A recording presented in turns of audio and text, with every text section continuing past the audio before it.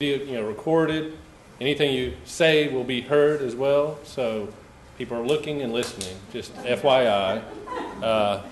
And one more thing is what we did last night for the new faces, we went around in 4 different groups and tried to drill down to a preferred alternative of different design elements. And what we're doing tonight is we're going to show you the ones that sort of got favoritism a little bit, if you will, and drill even further down and have you sort of cast a vote on that. Some of them we won't be because we'll explain that in a little bit.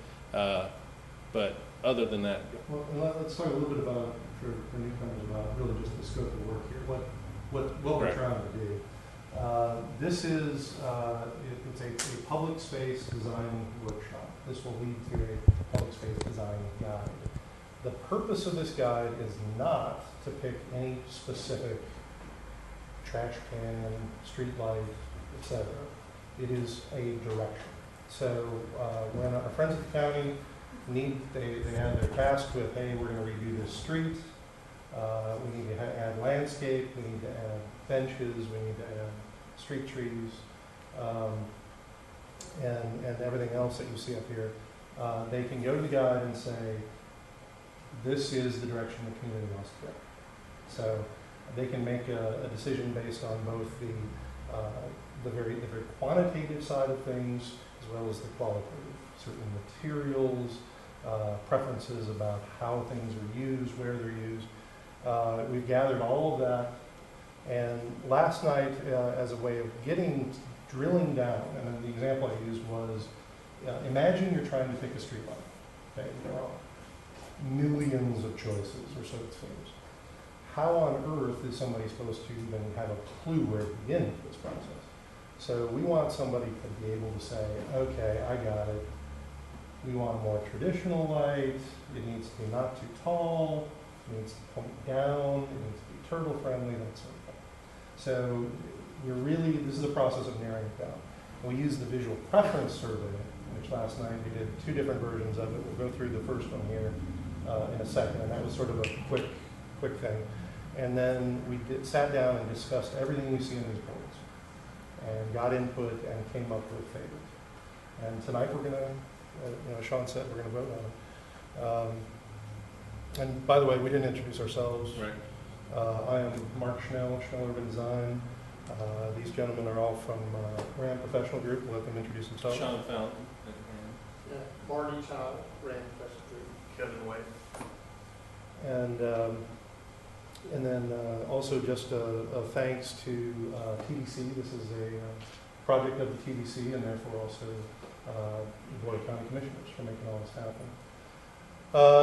Should we break? Well, I want to ask them to go, since we're going to be talking from this setting as opposed to getting into smaller groups. Jackie, if we'll start with you, we'll go around the room, name and who you're with, so we all, if we don't know each other already, well, at least know a name. I know we have a name tag. Jackie Markell, very involved in community, all community issues under the Better Southwest. Lee Moore with Scenic Corridor Foundation and Power Group. Bob Sullivan, I'm on the Destination Improvements Committee with the TDC. Lisa Bausch, resident, interested. Paige Snell, Treasury Interior, Secret. Christy Ferry, Secret. Lisa Vega, San Luis Beach resident. Patricia Kay, Seabrook Beach resident and local. Sure, Dave, I'm on the TDC Advisory Board, assigned to the Destination Improvement Committee. Brian Kellenberger, Director of Beach Operations for Walton County TDC. Gail Schaefer, Community Relations. I'm Pamela Watkins, I'm Director of Sales and Special Events at the TDC. Joseph St. Germain with Dallas St. Germain Research, with a market research vendor that works with business outboard. I'm Priscilla Powers, I represent the Preserve Area. Rainy Powers, just resident of Brady Beach.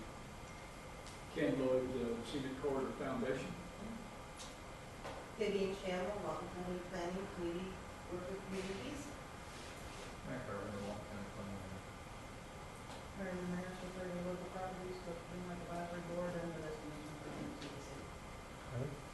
Welcome to all of you, and thank you for being here. Thank you. All right, so like Mark said, we started the night off with a quick, this was last night, quick visual preference survey. We'll try not to stand in this board's in the way. So this is sort of to train your mind of, the process that we're going to delve into deeply. Anyway, what we ask people to do is look at the two images that are on the slide and vote them independently or score them, -5 being least attractive, +5 being most attractive. So what you're seeing here, and this was some of the interpretive signage, if you will, or district signage that we had. They're not really up against each other, though. Right. So independently scoring. So a positive number was, I like it. +5, I love it, perfect. -5, I hate it, get rid of it. As you can see here, this artistic one got a -3. So people didn't like that. The district sign, West Loop, it was middle of the road, I like it. Directional signage, a +7 on the stuff that's down on the road, and a -+4 for the above ground directional signage. So those were almost indifferent, if you will. So a 0 is an indifferent, don't really like it, don't hate it. Bike paths here, both of them were somewhat attractive, but 3B being the most attractive. And what we started seeing as we went through the different groups later on, the scores, we started seeing that, like 3B, these are images that were on the boards, they liked that the most out of the 4 different groups as well. So again, you see almost indifferent on this bike path. Landscaping, people really want the low scale native look, really like that, and not so much on the ornamental and frame type of landscape. Everybody wants canopy roads here, or maybe it's just the oak trees, it's beautiful, versus having palm trees that create a theme, sort of negative on that one. Lighting, which is difficult because, like Mark said, there's millions of options, but something more on the right would be preferred to something on the left. These are versions of solar lighting. I think the idea of solar pushed this into a positive, but most people don't like the look of a big solar panel on top of their light. It's just not attractive looking, but it did get a +1. Fencing, that one's really all, you'll see later all over the place, but they don't want this wood fence that you can't see through. Something a little bit more ornamental is more attractive, but, because we only put 2 images here, I'd probably say that none of those are outstanding.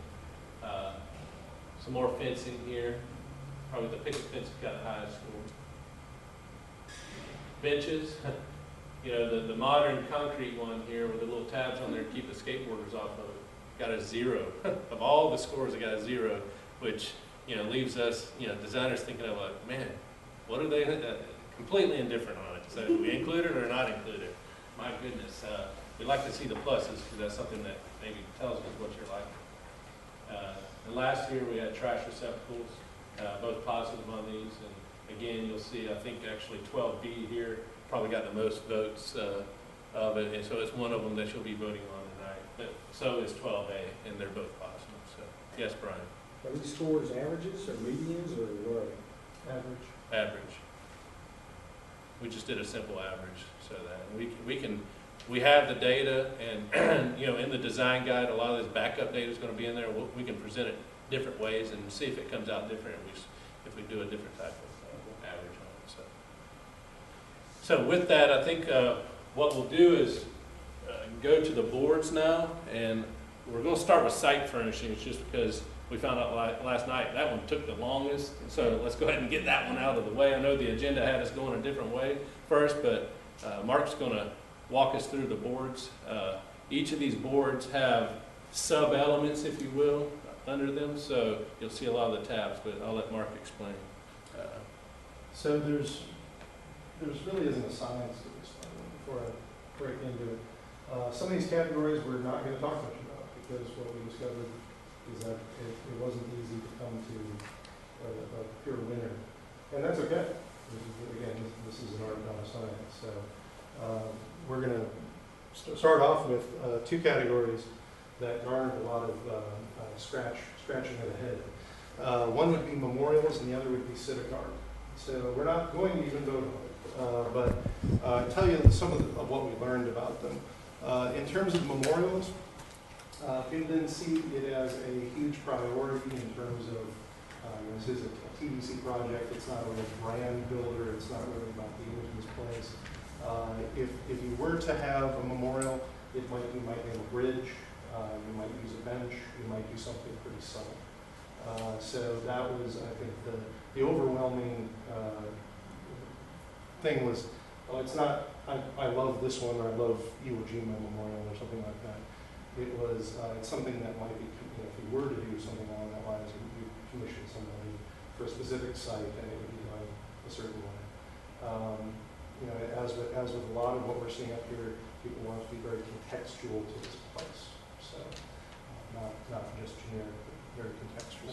So the process last night, we collected, we had people rank them, so we were getting some quantitative data of, this one got the most votes, but we also were getting the qualitative data of, I'd like to see it this way. So that memorials was primarily only qualitative, so we're going to be able to take that back to the office and comb through that and come up with a theme of what the design guys should have. So if we find an image that represents what that qualitative data was virtually saying, because a lot of people were saying exactly what Mark just said. All 4 groups said that independently. And so we'll incorporate that into the design guide, but not widely used, obviously. So.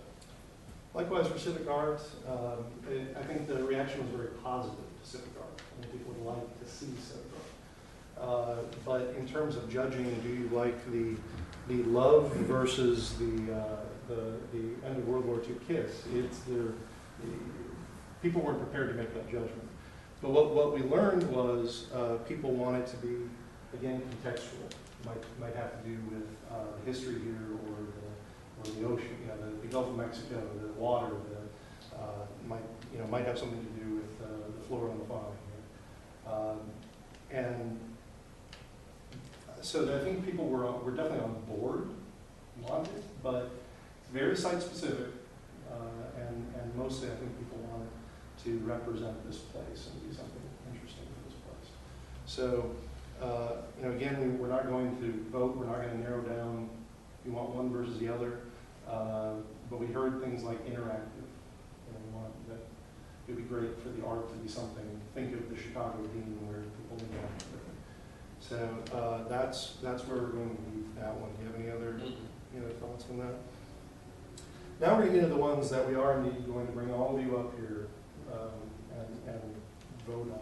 There's only one other that we're not going to vote on, which is the fencing. I'll explain that in a few minutes. And I think the process, just to let you know in advance, we're just going to ask you row by row to come up. First row, you'll vote, sit back down. Second row, get up, so we're not all congregating. But take your time, look at the picture, and literally just grab a pen and make a tick mark. That's all you need to do. Please only vote once. Of your preferred alternative of the ones that are there. So I think once you do cast your vote, if you don't cast a vote and you feel like I liked one that didn't have something on there, let's talk about that as a group and see if we do need to at least flag it, more qualitative data. But I think these are representative of, I know these are representative of what we decided last night as a group. So. Go into bollards. Bollards are not used frequently, but again, you have to put yourself in the position of the person in the county who suddenly has a project that needs some bollards. For those of you who don't know, bollards are these posts that come up about yay high and prevent somebody from driving into an area when pedestrian only. So the by far the consensus was number 3 here, which is a very, very simple. Simple came up again and again. Simple and elegant. It shied away from the real deeply traditional, as well as somewhat away from really, really modern designs. So the sense, I think, overall was that South Walton is a bit of a transitional sort of design environment.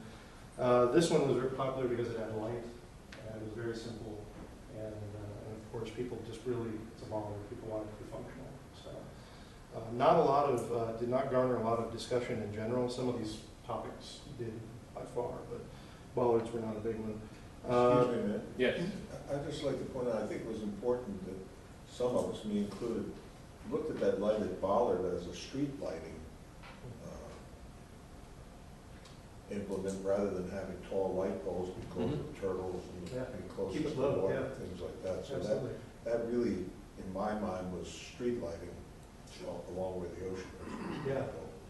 And by the way, please speak up if you want to say anything or ask a question about any of these things as we're going through it. We want this to be more of a discussion than anything.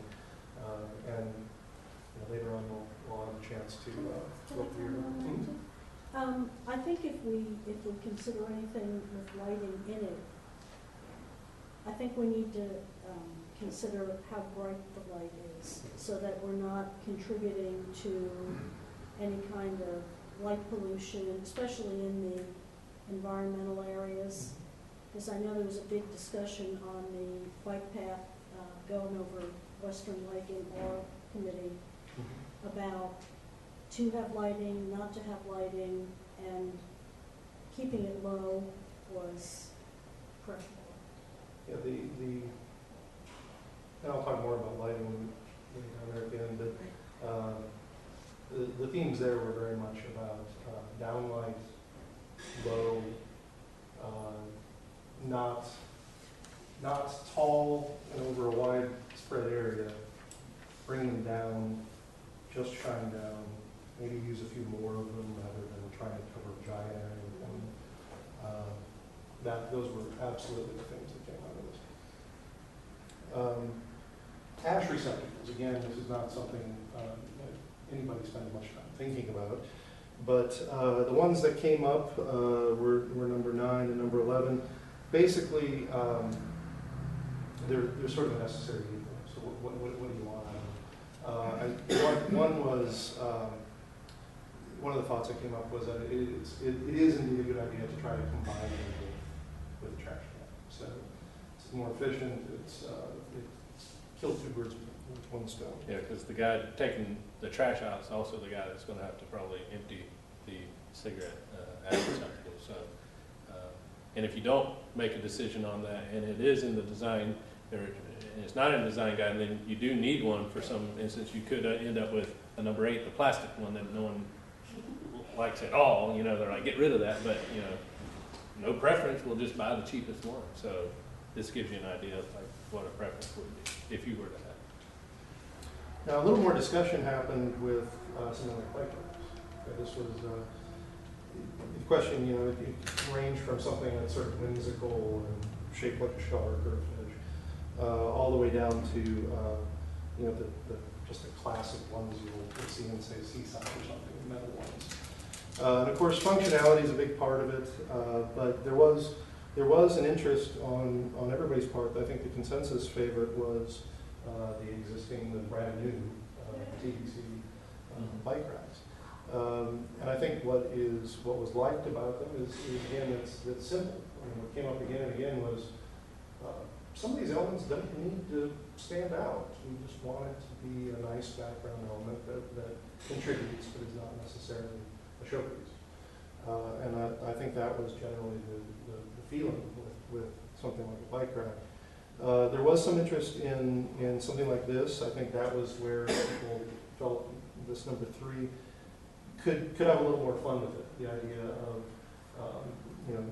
the holes that are cut in these could be some graphics, and the thought was not necessarily the TDC logo, but why not do a sea turtle or do Western Lake trees or something that represents the place that could be fun without being all about the logo.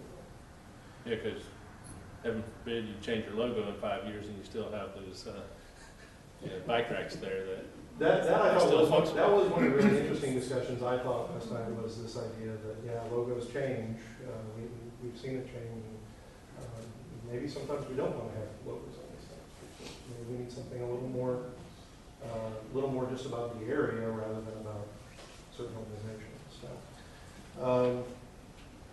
So any questions or comments about bike racks? Are those the end posts that we're seeing there? The cutouts? Yeah. These?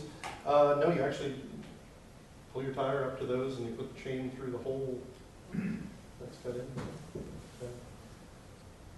I mean, one of the discussions was usability. I mean, if you don't know how to operate it, that's an issue. That was our So we original know it's a bike baller rack. choice. Right. We liked the cutout bike rack. Our group last night, no, come down. The cut, number 3 on Number the cutout 3, on the bike rack. We like that for the bollards at our table last night. We liked one from another section. Yeah, there really wasn't a lot of selection on the bollards. I mean, Yeah. it looks like we all had to vote on just the same one, right? Yeah, it was, three was the heavy favorite. So we'll move on to mail kiosks. May or may not have needed to be in there. This tends to be a private developer thing. But it is instructive to see the ones that came out. Really sort of mimicking some of the cottagey architecture of the area. And that's number 4 and number 6. Other ones that were either a bit more stark or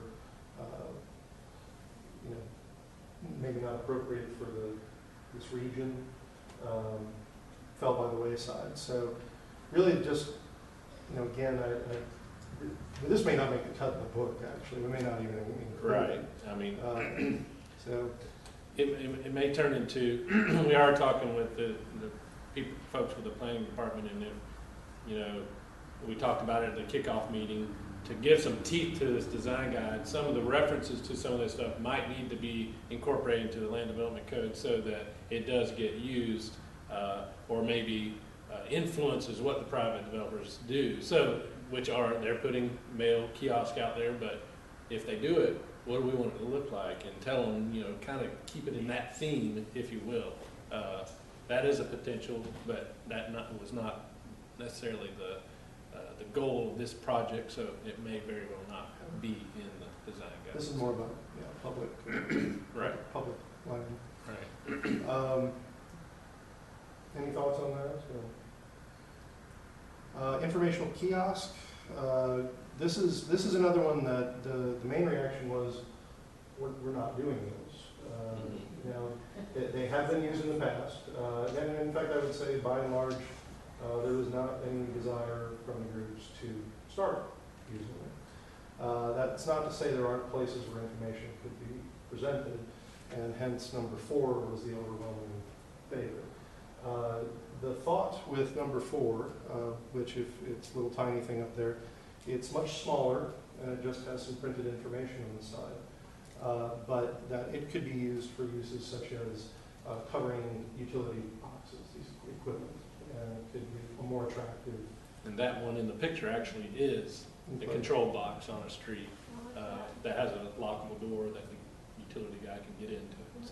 So we would, you know, it's making every little bit better if we can do something like that. You know, oh, that's just a throwaway. You know, let's just plant a bush in front of it. We could actually make it into something that explains a little something about the area, or points you the right way, or teaches you about sea turtles, or whatever it might be. So, and ideally in areas where you have heavy pedestrian traffic that they would be walking by or riding by. You wouldn't do it just some random area up around 38 if no one's ever there. You know, there you would put a plant around it maybe. or maybe it just looks better. Yeah. So, Yeah. it's about the aesthetics, because that's a big part of our brand, is certainly the aesthetics. Any thoughts on kiosks?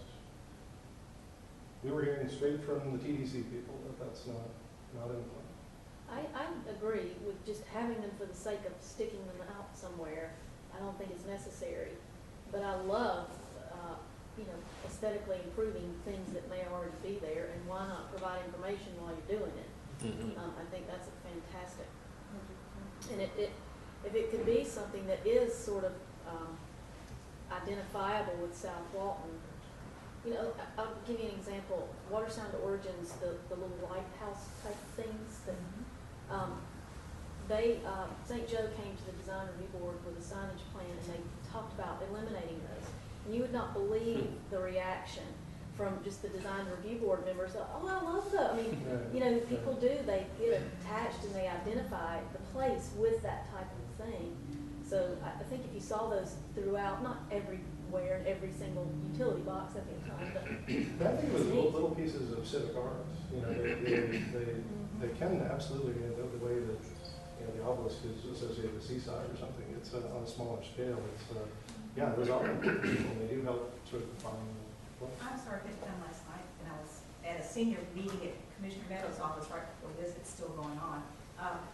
I really like, I guess, blending them in, the informational kiosk, but since South Walton is probably more historical than even North Walton, people just don't know about it, you know, then it might be helpful to kind of raise our level from basic ignorance of our history and even promote heritage tourism, that those could be incorporated, because there's a lot of information out there. And that'll come up again when we talk about signage.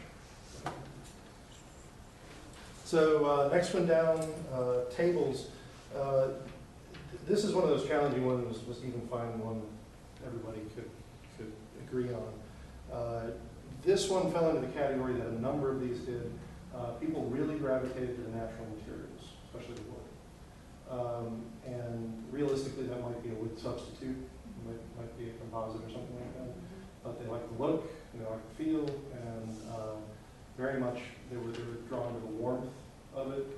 And so what you see here is both 3 and 4 scored well. They're not very different, so you can see why. But those two really got a lot of love. This one, people enjoyed the idea of a round table as being a nice option, especially it's also one that's accessible. And then, so really, for me, any other thoughts on that?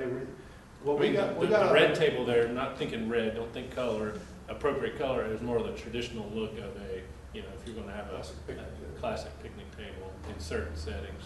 Again, the applicability, location, where these get used will be taken into account whenever, you know, TDC decides to install some of them, but what is the character and theme of it? And again, natural look, something that blends in, doesn't stand out, you know, is what you're looking for. Yeah, we really heard that again. Simple, natural, keep them kind of classic.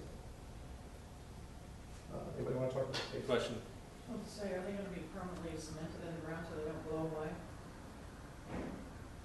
I will leave that to the installation crew. I'm sure some of them would be and It should would be be. attached to the surface in some way or fashion so they couldn't be moved. But that was our thinking on number 2, was that, Yes. hey, you need to have something that was accessible, or a picnic table, somebody's got to slide in the middle type thing. And we didn't like the red one primarily because it was a step over thing. It is a traditional thing that really makes it inconvenient. So we thought that number 2, and thought a lot of our thinking was kind of along the line of the whole idea of the dark brown, you know, some of the metal things we use, like the signage and so on, that would be the common kind of a feature if we were going to go that way, depending upon all the other things we were doing, you know, whether it was lights or whatever. That dark brown thing seems to be something we like. We have signage already that's that way.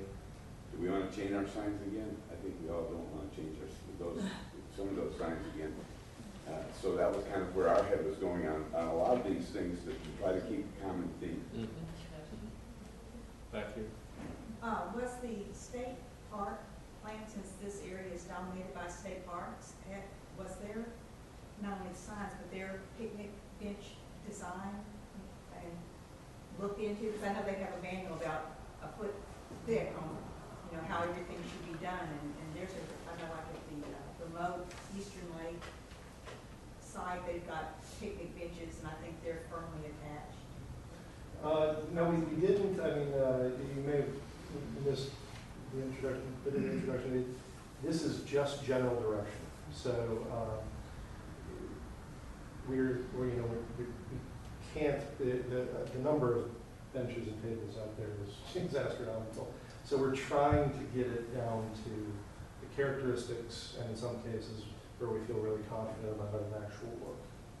Yeah, I mean, because they have a design, you know, pretty, and it fits into the forest and this natural area. It's good to know, and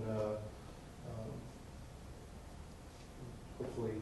I I can't see from here, I'll look closer. Okay. Well, If one of them is along that lines, then that's even better than that. we can run out tomorrow and take a picture of Yeah, it or we- something like that, or find it online, and it may, if it blends in with whatever gets voted as a preferred alternative, I'm sure it would, if it blends in with the surroundings, you know, it could be an alternative in this design guide.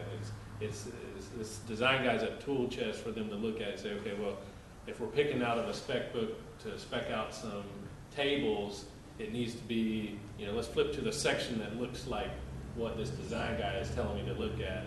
Like, stay away from the modern stuff and the metal stuff, let's go to this wooden and natural and find something that matches it most appropriately. And it'll be up to Brian here, I keep looking right at him, and his staff and beyond to make that decision, whether or not it's a destination improvement committee that then selects things from that, using the design guide as a tool, however it's used in the future, so, yes.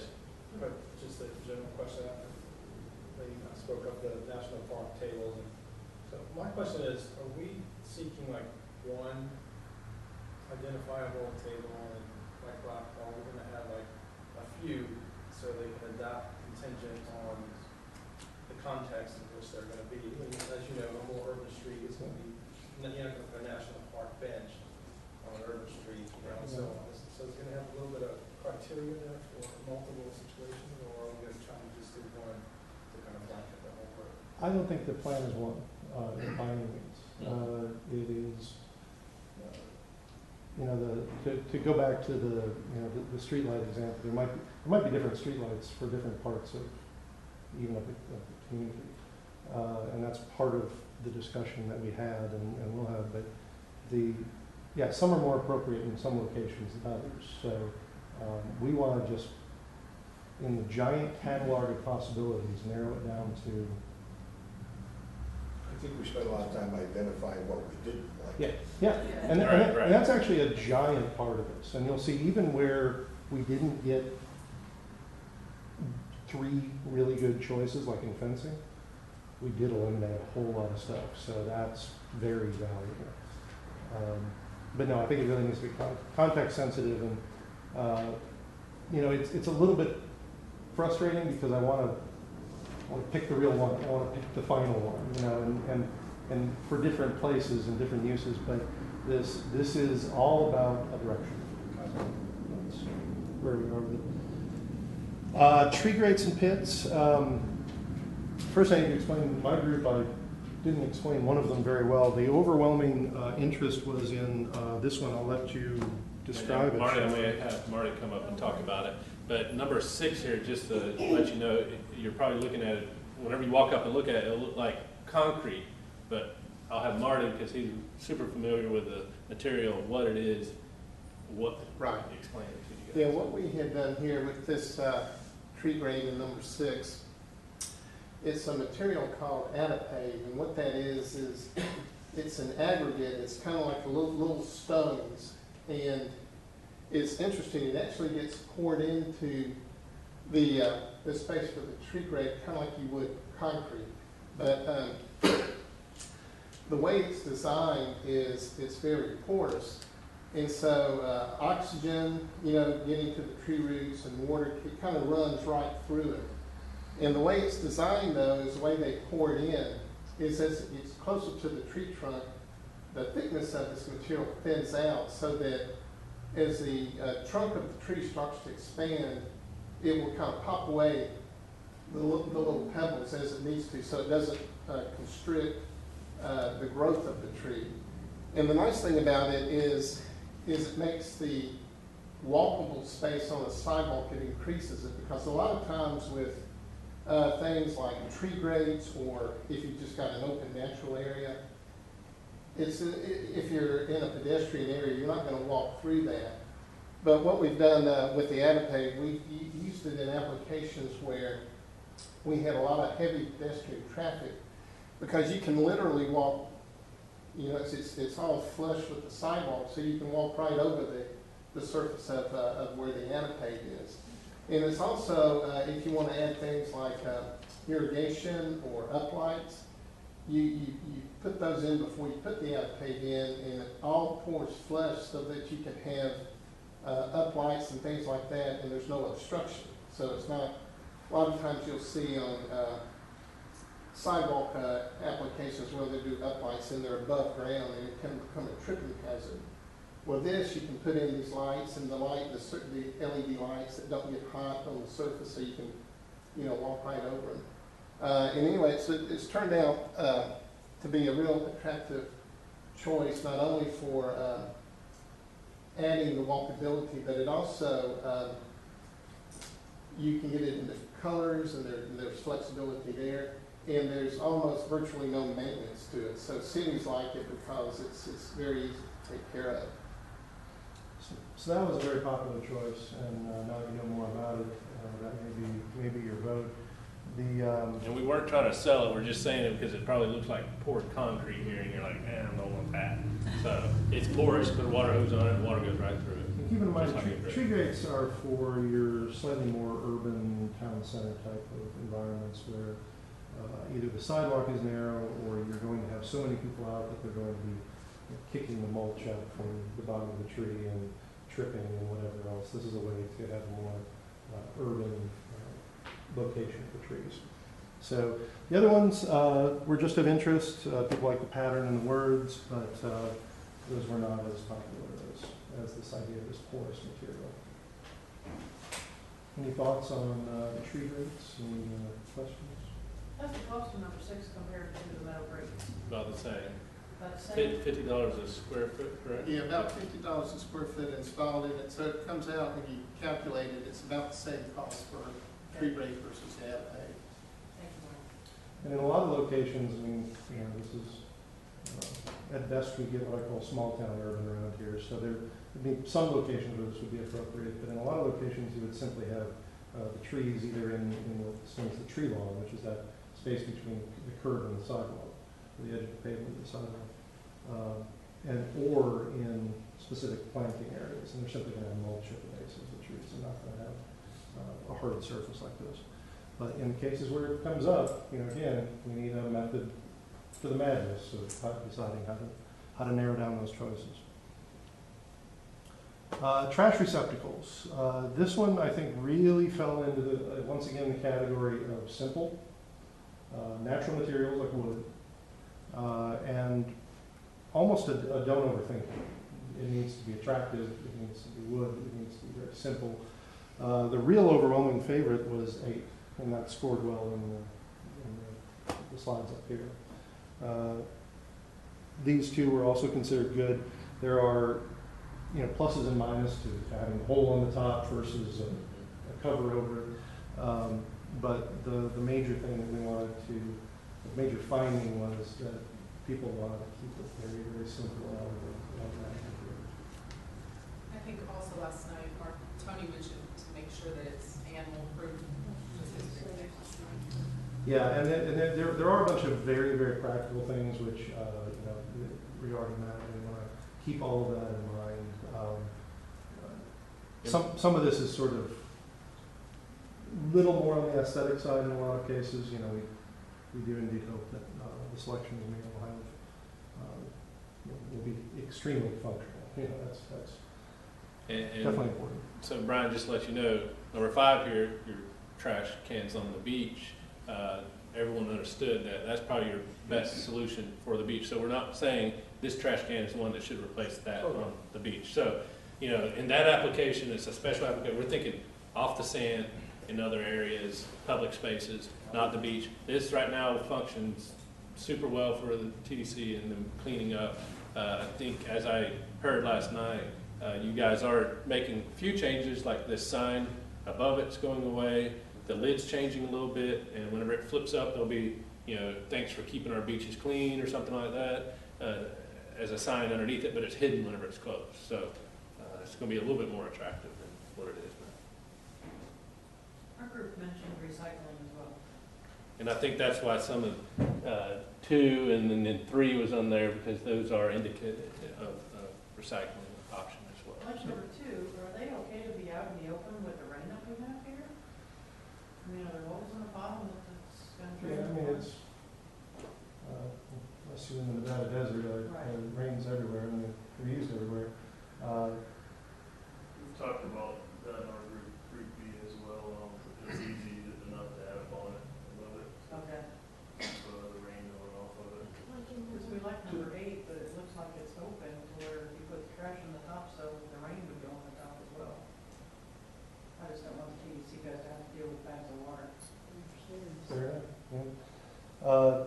recycling question, obviously, we do not have a recycling program right now. It was talked about that I think generally people would like it.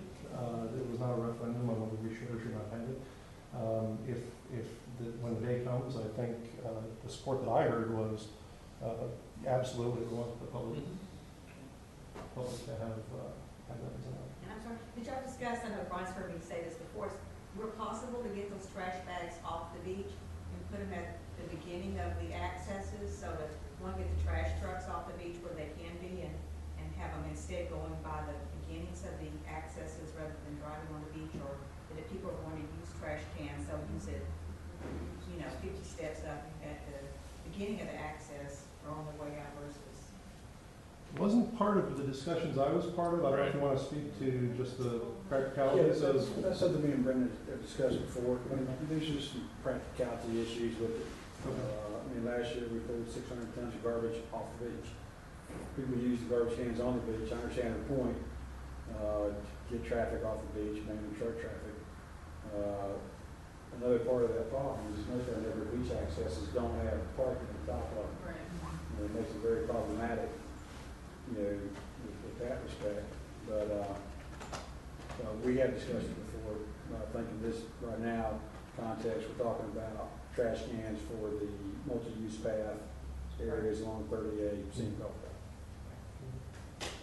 Mark, I would also say that what you said earlier is right. This is a look. Number 8 could be made recycling friendly. You just have multiple ones and put a little sign, So I don't think we have to go to a blue and a green. Right.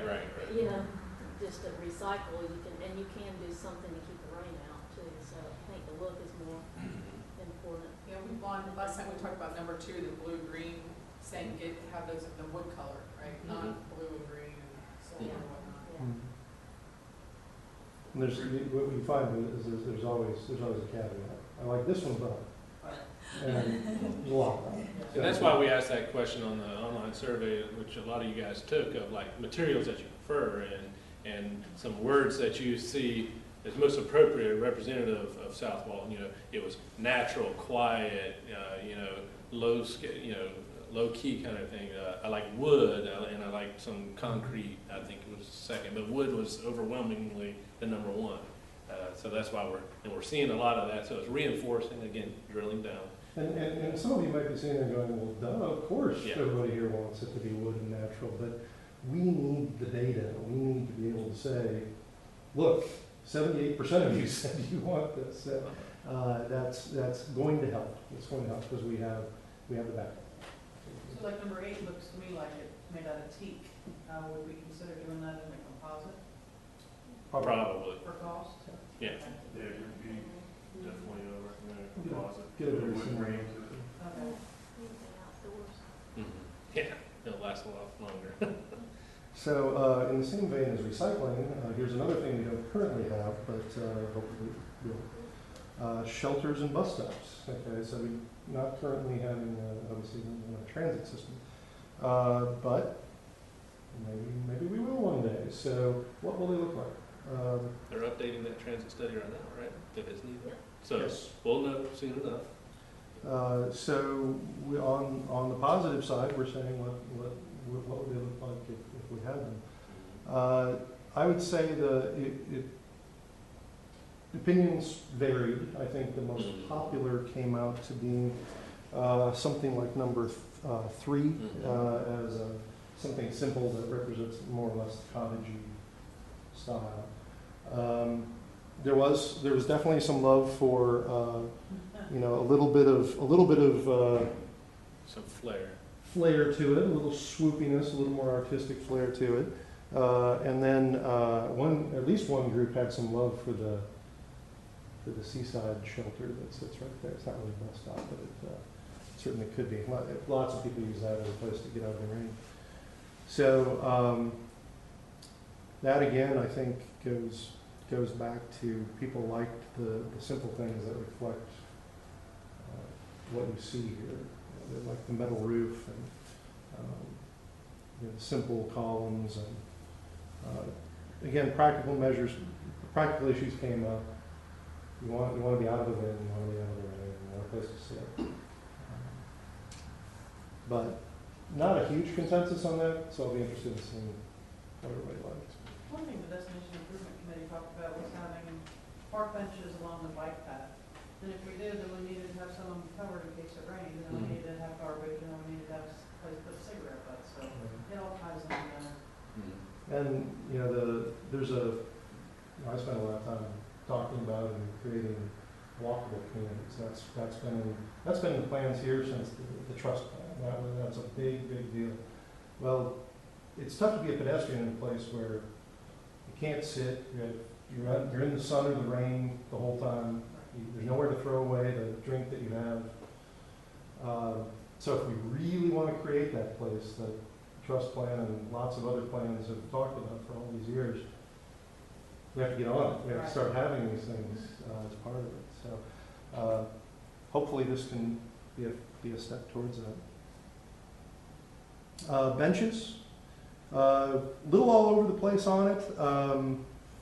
I think I can say with some confidence that once again, sort of simple, classic wood benches or wood substitute is the direction. Number 4 here, I think was in last night's discussion was the primary winner. Some like other designs, could you do that in wood? So it kept People Googled it on their phone and showed it to yes. me. Thank you. Had a good one. And you know, it goes to show that you can put a whole bunch of them out there, but sometimes the winner is not even included. But I do feel confident that we got a direction on it. And actually, the one that Paige pulled up was great, and we'll probably include that in the guide. Any thoughts on benches? People shied away from metal. They weren't really enthusiastic about metal. It's hot. Could we have Yes. her image and a little sticky note? I mean, I really think it might give us a better sense. I can stay up here with the phone or something? I might be able to pull it up on the computer if you can give me the link. Okay, yeah. The Wi-Fi is a little slow here, but we can definitely try to do that. So. Any other thoughts on benches this evening? And again, we're not talking about placement here or anything like that, so it's really just what is this thing doing? What's the look and feel? Okay, signage, everybody's favorite topic. Interpretive signage, that's the top one here. Mark, before we go on, do we want to have them vote so it's fresh on their mind now what we talked about through this, and then we just bring the... Yeah. I mean, it's up to you guys. You want to vote for this as we just got through, and we'll do it that way, and then we'll break through the different parts. So, front row, come up, grab a pen, take a few moments, and just start on the board and go through. Kevin. John, can you go to the format of voting here? A little tick mark. Just a tick mark. Tick mark on the blue. Once you get to 4, do the slash to make it 5. You want to pick one out of each group? One out of each One out of each group. group.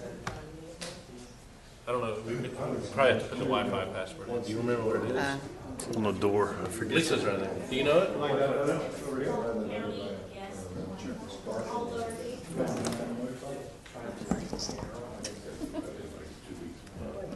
Yeah, I'll hold it. These things are a little...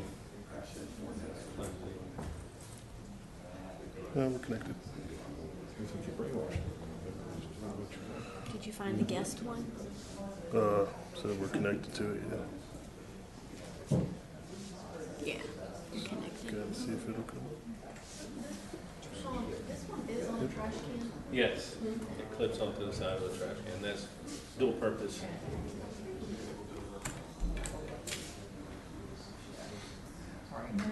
We'll need to project it up there when they do. What are we doing? I'll pull it up. Pull up an image so people can see it. It's an image we were looking at last night.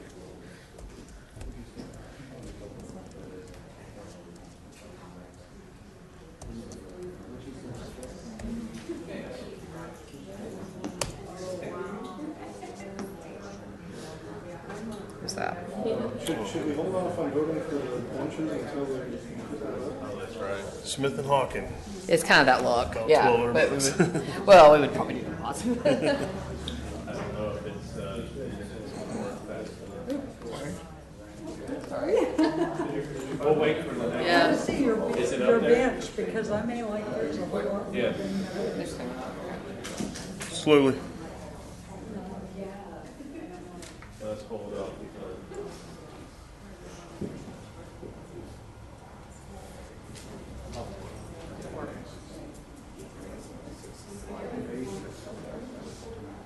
And so if we like hers better, we just scratch ours off. Yeah, we'll or scratch it whatever. off. Yeah, let's do the next row. Or you could get on your phone and stand up here. Okay. You want mine? The Wi-Fi is really slow.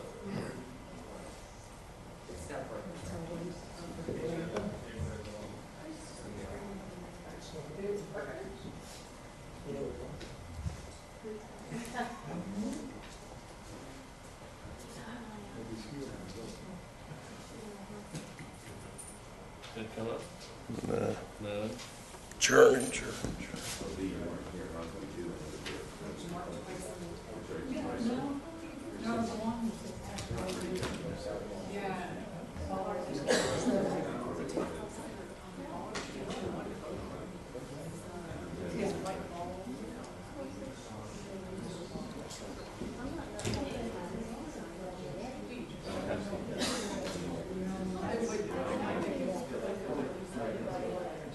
You trying to Google it too?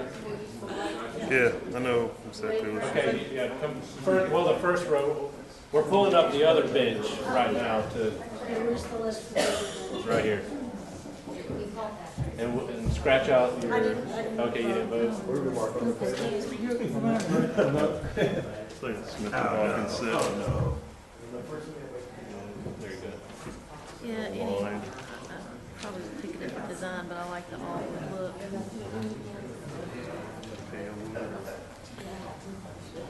Is it gonna stay backlit or? Well, I'll have to. Yeah. All right, next row can come up.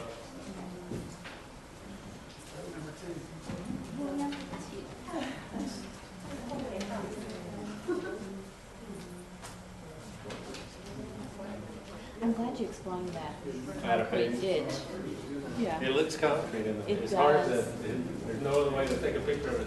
I guess you could add this thing forward, but then it looks like concrete being poured. I think that's me. Did she do it? Well, I think I'm working that, but I don't know.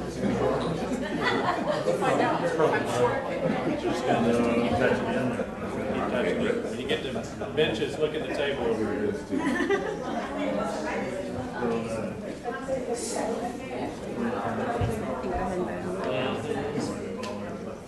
Seem to be the dual use. Security of the bollard. You would like it on the benches, it's like this one over here? I got another. Yes, Another- yes. Yeah, there we go. That's like at Seaside.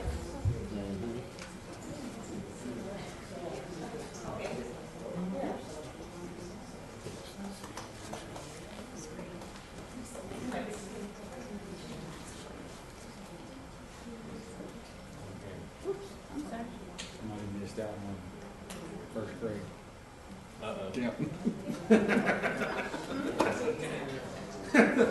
What was this? That's another best option.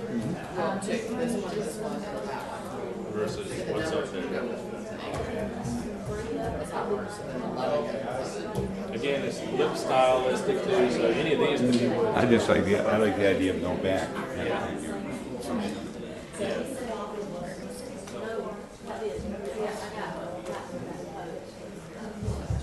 Long lasting. Yes, maintenance free. Right, maintenance free. Other than getting the bubble gum out of Best person to No, make that's, all decisions, because I lean always towards maintenance free. it might be, that's a caveat in the design guide, you know, it has to be maintenance free.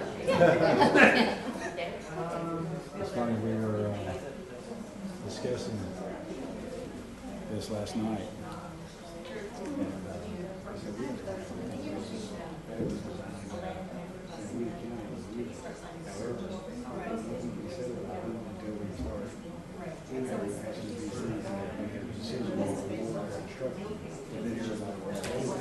Yeah, exactly. When the money starts getting ready to be spent.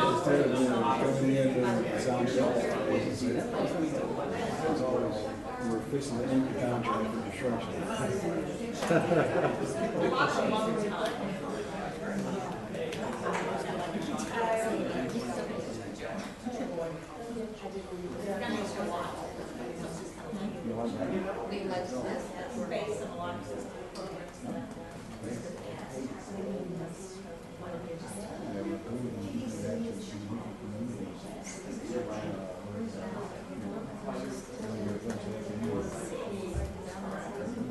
You get the benches, there's another option here. Good.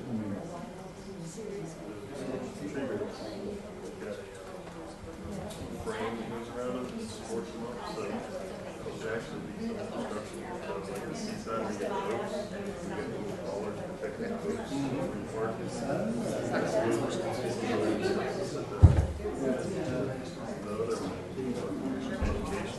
Protects the rivers and the ocean and runoff.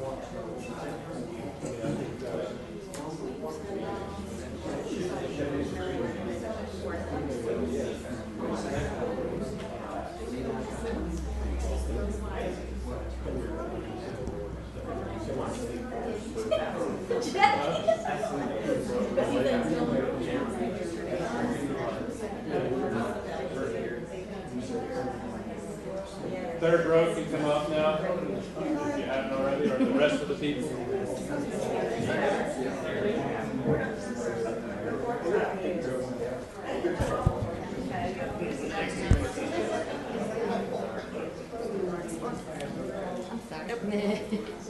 If you start with park benches, there's another selection of a bench over here on the phone. Just one tick per, so you can see there's different sub-elements, so and there's like Any pen will do. any pen will do. Probably prefer not super thick. There you go. It'll work. Alright, so Well, when you gotta that, use- so the tape is on the one that it's indicating? Well, it's number 7, so this is indicating this, which is covered. So on the benches, it's this guy, this guy, this guy, and then the one on the phone. So the one on the phone.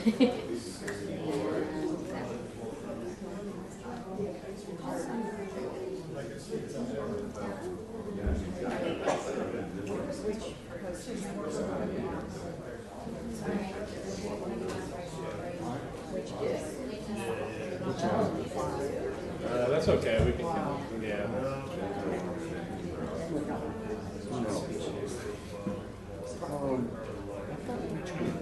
This one right here, I mean. All right.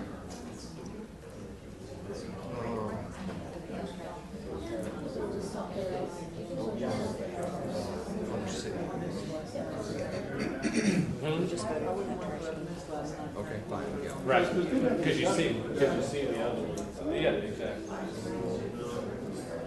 Count on 4. I tell you, it's somewhat hard to Number 6. build the aggregate. So, you know, we really had to lean on the additional comments that sort of lean ideas. Yeah, so.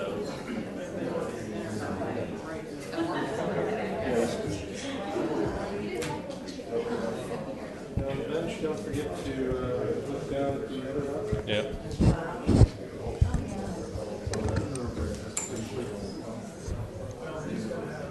If you haven't casted your vote, please come up here and do so. You don't have to. Or you don't have to vote. Either Right. one way. We already voted here. You got that part, yeah, that's good, that's what I want. That's right, that one. All right. I mean, I hate voting on those, you know, something to go for.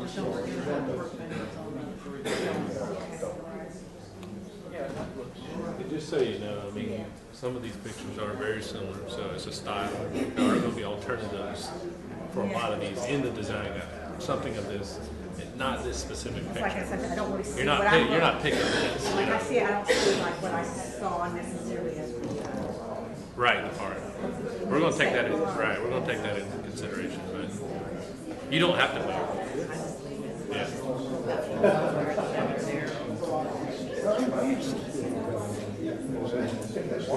So you'd only go 2, 9, or 8.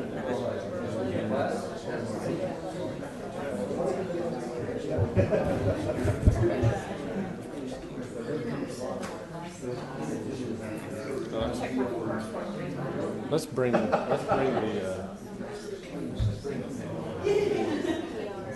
Let's do it.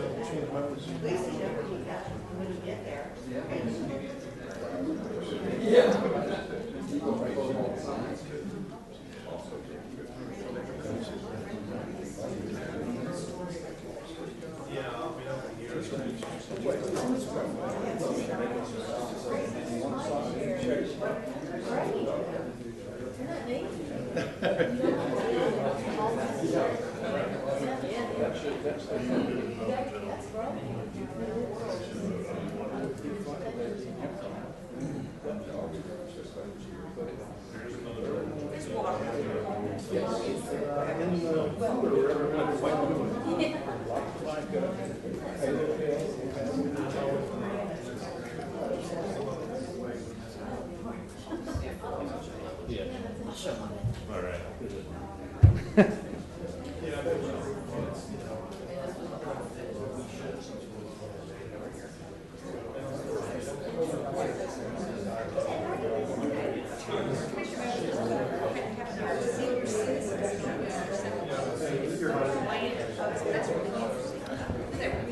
All right, we're going to keep on moving. There is pizza coming again tonight, so it'll be here shortly, so we can kind of work through it. I know we ate in here last night, even though they don't like that, but you guys are adults. Don't drop your pizza on the floor.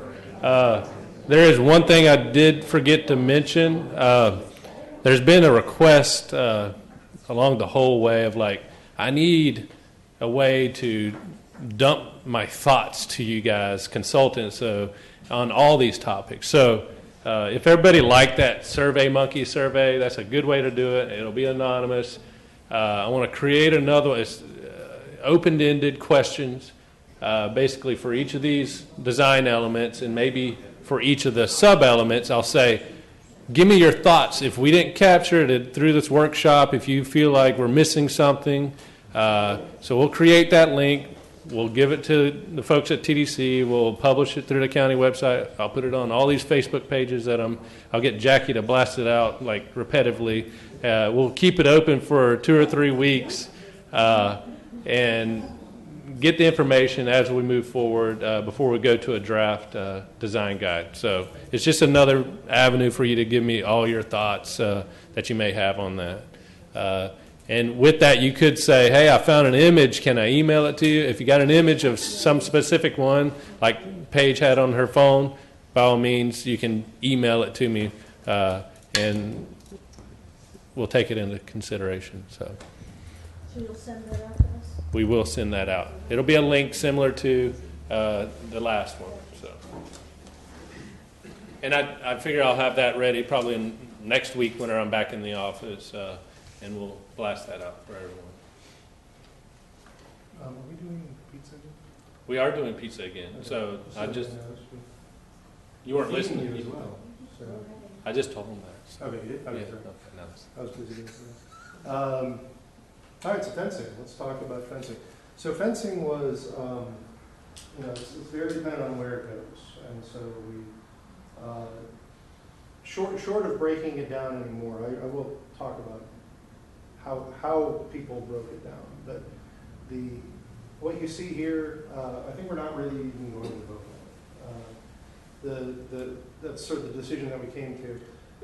The problem is, in certain places, a fence is all about enclosing or hiding something. In other places, it's simply a friendly divider. Might be lower and see through it. So there's a big difference between something like this, which you saw up here on the screen, had a very low score, but might do better if the purpose was to hide something, since it is opaque, you can't see through it. So but we did want to go through the exercise of showing you what people liked, period, because it is instructive, and what they didn't like. They didn't like a concrete block fence. They didn't like an all stone fence. Metal and brick, not very popular. Lattice, not very popular. Rustic, Kentucky, Gettysburg. Defense and barrier. No. We could put that around a memorial, I don't know. Not very popular. Even the metal fences didn't, cast iron fences or any sort of metal fence didn't come out really right on top. What did come out were wood fences. So once again, but for the different uses, this sort of a thing is low and mostly all about the aesthetics, about creating a dividing line. It might go along, a right-of-way line or something like that. There were a couple of those that in that sort of genre that ended up being appealing. The classic picket fence made an appearance, and there was some associated to distinctly with Seaside, of course, but it is, people love a good white picket fence. And the other one, this one got a lot of love. This one was stone, although there was a discussion it could be more like a tabby, something material like that, where you incorporate shells into it, with probably wood in between. See a lot of fences like that in say Rosemont Beach, for example. That was probably one of the big winners, just because people just like the look of it, and it would be one that would be appropriate for hiding something, for closing. So open it up for discussion. This one was shown with the caveat that you want to grow some vines through it or something like that to get rid of the metal and make it look a bit more soft and friendly. So I just open up the subject of fencing. What do you think? There are so many different uses that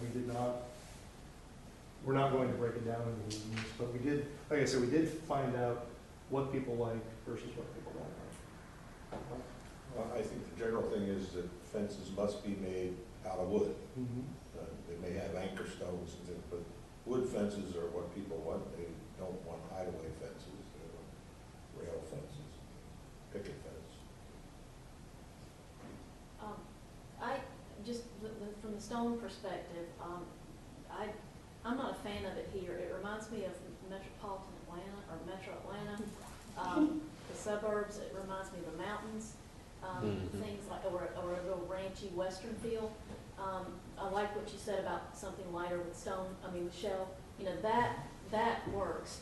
I'm not a big fan of regular stone anywhere here. Sometimes it's sort of a necessary evil if you want to dress up, say, at parties in our area. Then I can maybe live with it, because anything to dress that up, just a little bit. But when I'm looking at all this, I keep thinking, I would rather things here look like they were born out of the natural environment versus injected into it. Like that fence in number 4 to me versus number 1. Number 1 just looks like it's just start and placed, and number 4, of course, and I get that one of them is screening and one of them is not. I would say screening with landscaping whenever possible is much better than a walled-off fence if we're trying to screen something out. And just back to my point about something being born out of the natural environment. Rosemary Beach is an excellent example of that from a development standpoint, and all the different elements of it really work well there. So that's kind of what I find guiding my decision making in a lot of this. And that was a theme that came up again and again, is of this place. Things that are of this place. Nothing imported. We want to celebrate this place. So if fencing is part of the scope of this project, and the feeling is that we're not going to, we might not include this, I kind of feel like, then why are we talking about it? So could we give some kind of Oh, you can vote, directive? you guys wanna vote on it, you can vote on it. I mean, I just No, feel no, like, it was so widespread. you mean so all over the place? Yeah, so what you see there are, so last night we asked everyone to rank the top three or pick your top three preferred ones. Those, and you had 4 groups, so, I mean, they all, in some areas, they all agreed what the number 1, 2, and 3s were. And this one, they're all over the place. I mean, those all got a vote. So, but they did eliminate some, is what Mark was getting at, and we kind of get a theme of it. It is going to be a little bit more work for us back to craft what that is, but again, if you want to vote, we can vote. That will help us towards. We could break it down into screening and decorative. Those That's what I was two gonna say, Sean, Jackie's right, that would have been a lot better for us last night, to have known you're trying to hide something, or. Yeah. Well, you have screening as a preference over here under landscape, that there may be some very amenable solutions, but none of those are. And that's probably where, 16 came in. They said, well, I like that because that's something that Confederate jasmine can grow on easily, and eventually it will just be a bush of Confederate jasmine. Our group last night, we if we were gonna screen, we were like, we don't want those at all, we want landscape. Yeah. Like, we were like, we don't even wanna pick one for screening. Yes. And I like a regulation that they would have to leave the native landscaping, like the native scrub oaks and the palmettos that live 400 to 600 years that actually hold the soil.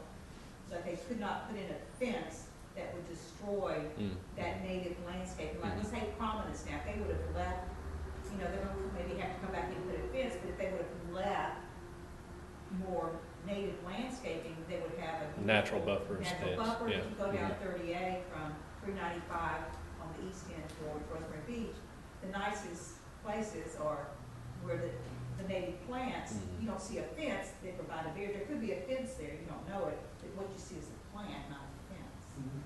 The places this would be used by and large is to hide utility poles. I think those are the primary transformers. Probably aren't going to be a whole lot of other uses. But again, if it comes up, we want to be ready. And we can certainly say landscape, either in conjunction with or in lieu of fencing, is preferred. Yeah, we can put caveats into the. 38, you see the wood, the 2 rail split rails. So you're going out 38 and you see it's in the native landscape, but it's showing a different. It's actually telling me, hey, you're not launch your kayaks here, which there's signs there. So it's a subtle use of it, but it's showing kind of, hey, it's privacy.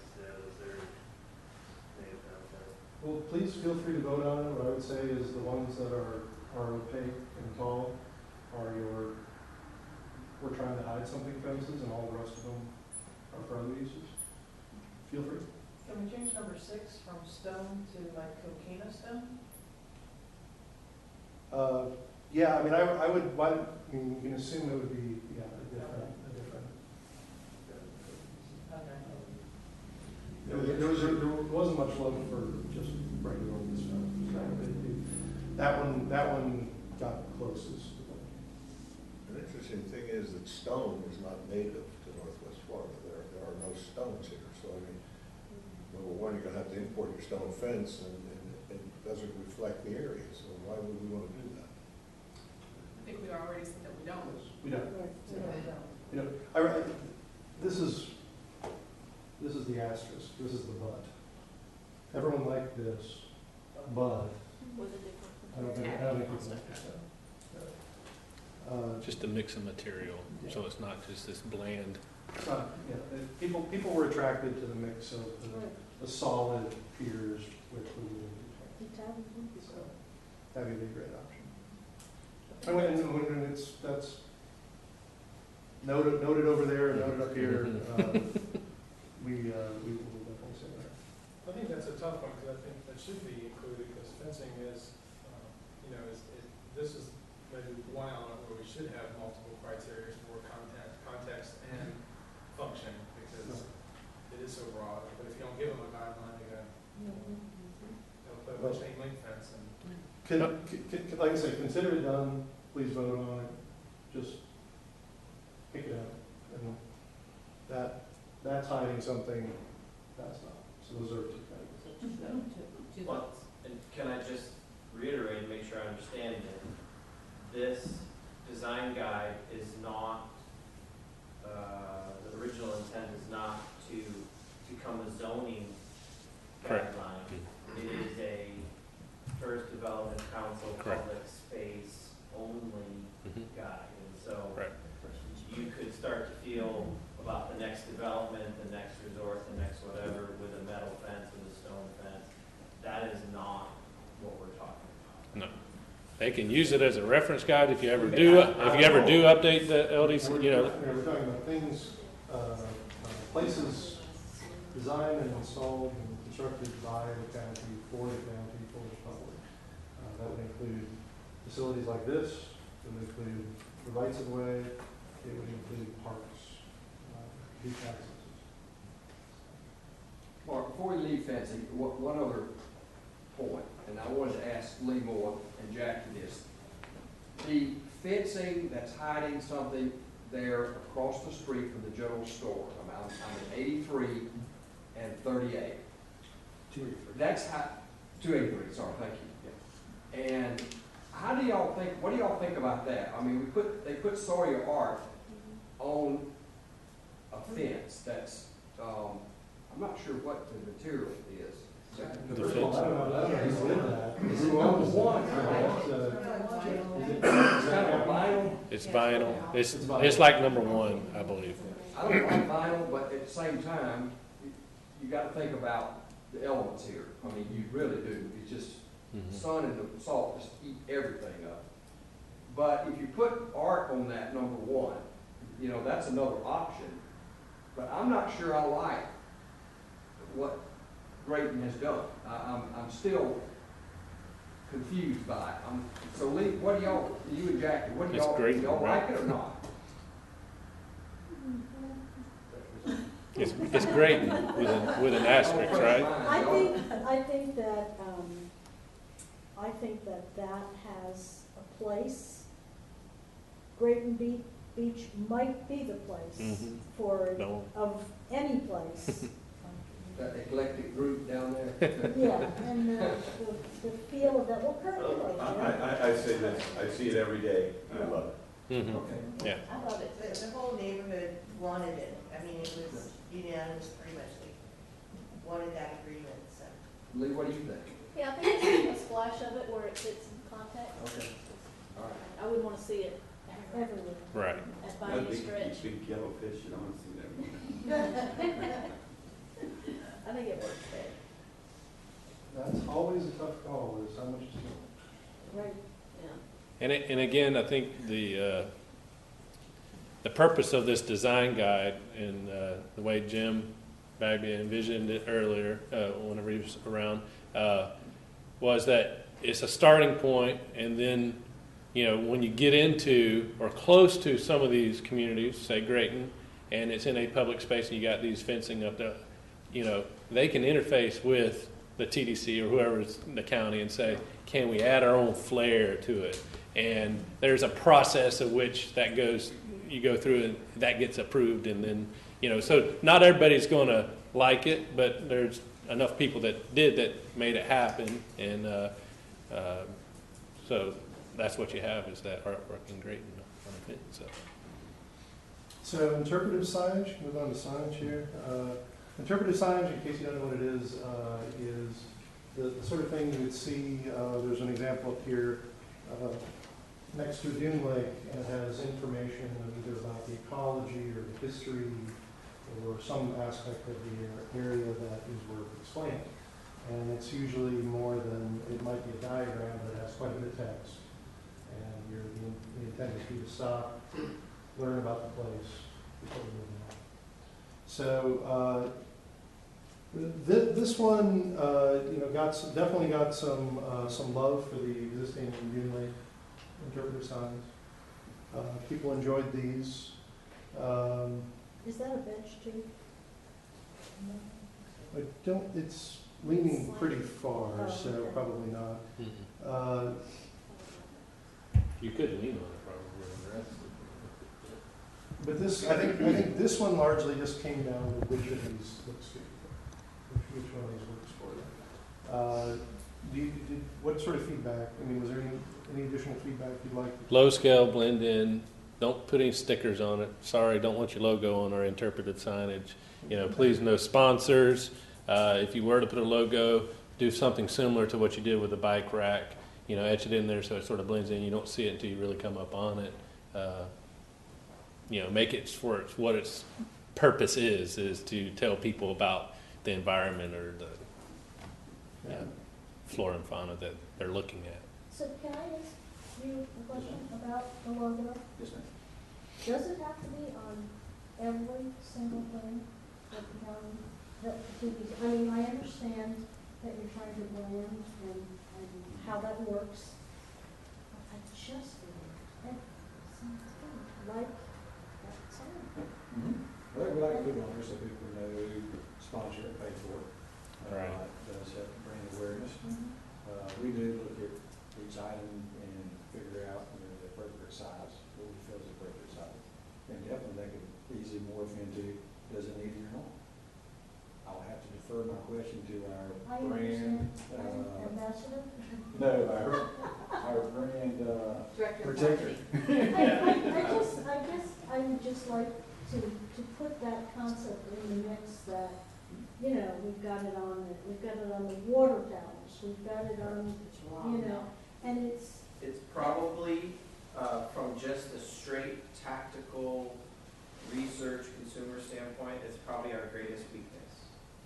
So when you're trying to overcome the weakness of knowing where you are, recognizing a brand, equating 16 communities as one destination in the world of, well, how does our destination stack up to the Keys or Naples? Statistically, from research, from feedback from guests, we're bad at it. And there's a lot of reasons, we don't have time to go into all those. Right. So that's where the desire and the need and the mission comes from, is to try to figure out how to tie them together. We've been doing it with stickers on the face of that, which I hope I don't ever see again in that use. But instead of dealing with where we've been, I'm very excited to think about where we're going with possibly, last night for the first time, I never thought I'd hear it. Somebody who's very passionate about Seaside said that they thought that it was potential that the bike racks with the laser cut could be accepted into that community. And so for us to think about 16 communities possibly having a bike rack, there's the connection, there's the link, there's the chain. So we don't need all things, but we need something, and we really don't have anything right now that does connect us, which is where this process came from, is how do we give a sense of place that's from Rosemary Inlet to Miramar Seascape, because it's a huge disadvantage from the health of our product. We're a very successful product at certain times of the year, so we're not worried about that, but we know that's a deficiency. We even talked about never considered it, the covering of, say, utility boxes with a structure that's more indicative to our building, and that becomes a place for maps, for art, for safety information. If that was on all of the ugly green utility boxes in this county and had a modest inclusion of brand, I think everybody would start to feel like we've accomplished the connected chain, and you don't need to keep searching for the one more thing and the one more thing. But our score is so bad in that area, we probably struggle with that the most. The deficiency, I love it here with this. Yeah. Exactly.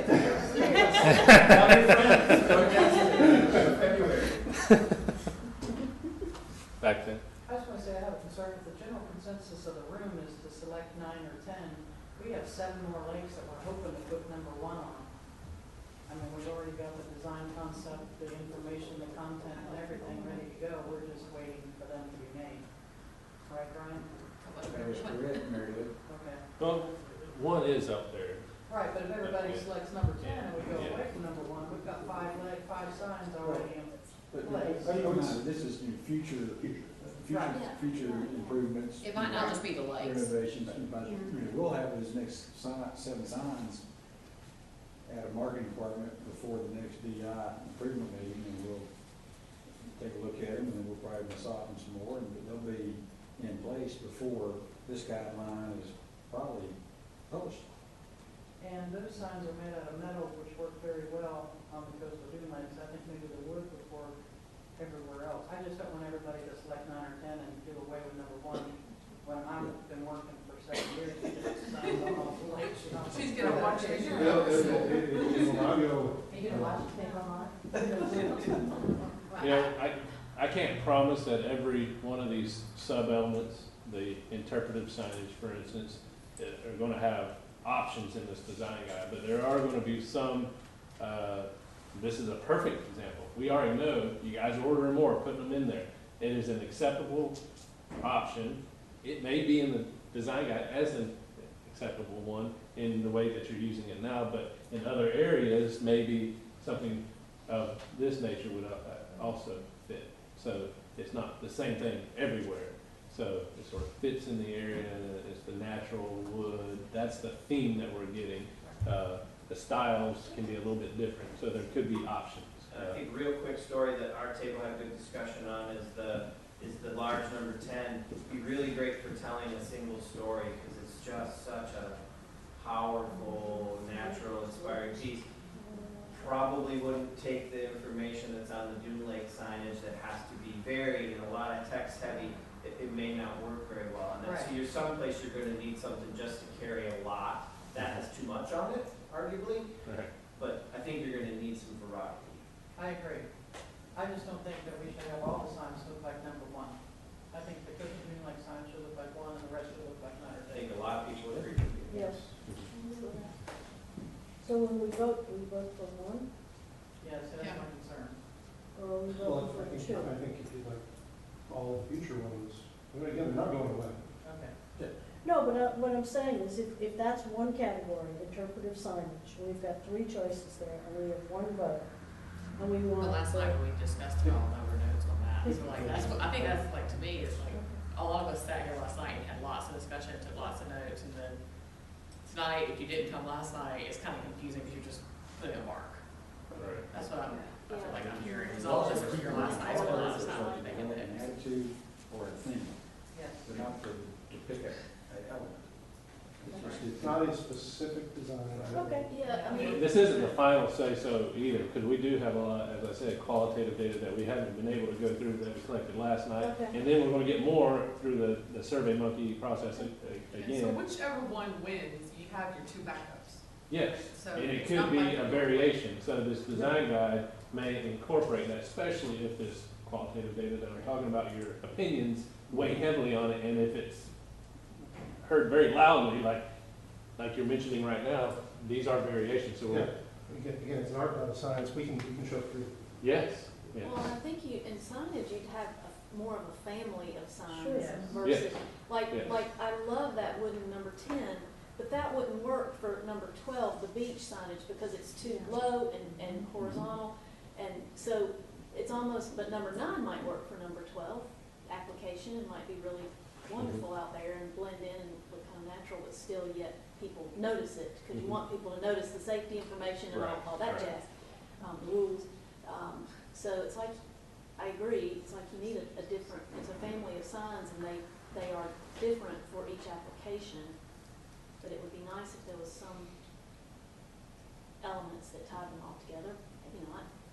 I think in the scheme of things, this is a difficult one, period. I do too. It's a difficult one to put characteristics on, because these are specifically design elements for a certain place. But that's some of what we're facing in this process. Let's get through this board, pizza's here, let's get through this board, our discussion anyway. We'll break and get pizza while you're eating, come up here and vote on these 2 boards, and then we'll move on to this, so. Let's go ahead and finish that one up. I have to explain this one first. Okay, so directional signage, there are several different types of directional signage. And again, this is probably a candidate to be broken down a bit farther. There's wayfinding. Examples of wayfinding are these ones that have the arrows and point you to a certain direction. Another one over here. This one was a pretty overwhelming favorite. It again was a little on the traditional side, but not too much. It's simple. It's easily read. People shied away for the most part from what was well described by Tony Valley as airport signage. A little too slick, you know? Especially all the other responses, wood, natural, so the airport looking signage did not get a whole lot of love. And on number 3, it's kind of ornate there. We had an issue, our group did, of is that like trying to be like New Orleans or something? So maybe the post is different. Think of the directional, the wayfinding signage of being very simple, one color, one color text. Okay, so this one's before. So this is something that would be embedded in the concrete or whatever material you're walking on. And the other one that got a lot of good discussion was the idea that rather than sidewalk has an opportunity, instead of just your standard metal post for a stop sign, there are some very simple things you can do. The pole itself, the post itself, the backside can have a color or it can be black. It's the little things that make it look a little better than your standard island sign. So I'm not sure how to parse this one again because those are 3 very different approaches. We had some that are above ground and then, off the ground and then some on the ground. And I think they're probably both going to find their way in to the design guide. So, for instance, like the mile marker approach we talked about, that it serves several purposes along the bike path. One, it's fun for some of the people to know, like, oh, I've got a half mile, oh, I've got a mile, and then it could have a number that fall and break my arm, and they're calling like, oh, I'm on the bike path, and well, prior to like, what mile marker are you at? And I'm at 234 on the bike path, and they know exactly where it is because they have a database of where that mile marker post is. So, but yeah, it was primarily, stuff that's on the ground, stuff that's off the ground. You want to see more signs, but in certain areas, these wayfinding ones within the, closer to community might be a better idea. So there was, again, feel free to vote on these, but they're obviously very, very different. Maybe the best thing to do is just say which of these is your favorite, which of these is one direction you'd like to go. But we will talk about what we heard about several different types of signs. And again, it might be depending on how the TDC decides to use this. So if the favorite was, or the preferred alternative was the mile marker one, they may prioritize and say, let's start putting some more signage out there or wayfinding. The preferred is this, let's do those first, and then, the second priority we'll do some of the other wayfinding ones next. So, any questions, comments on directional signage? I'm thinking that those utility box covers that we're talking about could also be used as directional signage. Yes. Absolutely. Yes. Especially when you're in. I was hearing that a lot, like, so we don't clutter up the space with a bunch of different things. Can we please just make things, the kiosks over the boxes, multi-useful, multi-use functions to do everything that, that's covered on a lot of these. So, without cluttering up your space any more than it might be already. Because that is a big complaint about the signs. Clutter, Signs, if you do too many signs, I hear that all the time. All the time. A bunch of that are the rental and for sale signs, just a Even just, whole lot of them. if you know how many crosswalks we got on 38, I don't, but I guarantee you there's a lot of them, and there's all these yellow signs, crosswalk. Then we got in Seagrove some of the green ones that say crosswalk. I'm not sure which ones I like, I don't know that I like any of them, but it's like you gotta know the crosswalks there, so. I always think, I would never fight against somebody putting up a sign that says there's a crosswalk there. But to some degree, if you need a sign, you've already failed. It's too difficult of a street to cross. So, you know, you ramp it up. Hey, flashing lights, right? Stop, please, don't kill people. You know, at some point you create a street that is way too fast. It's a death trap. So I think that part of the answer is do better streets, and we can do better than that. Any other comments? We talked about district signage. So district signage, this one had a very clear winner in the discussions, and that was number 3, the Rosemary Beach sign. The reasons are it's simple. It's just straightforward. It doesn't scream at you. It's wood, painted wood. It's just a natural material. Not too big, not too high. People also liked Alice and Seaside, that they were the right scale and simple.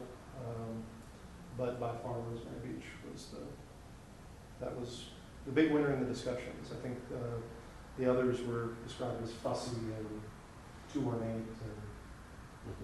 They're authentic. They're not trying to be styrofoam with big bulby borders and so on. And those are pretty evident. If you've ever put a sign on 38, the county's got very stringent guidelines as to the size and everything, so we need to adhere to that as well.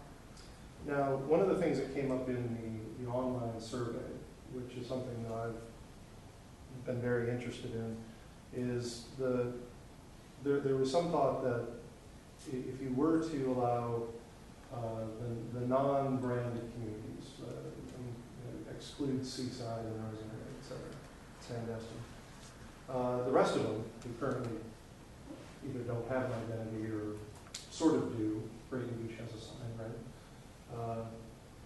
But Eastern Lake Estates does not. Eastern Lake Estates does not. There are a bunch of communities. I mean,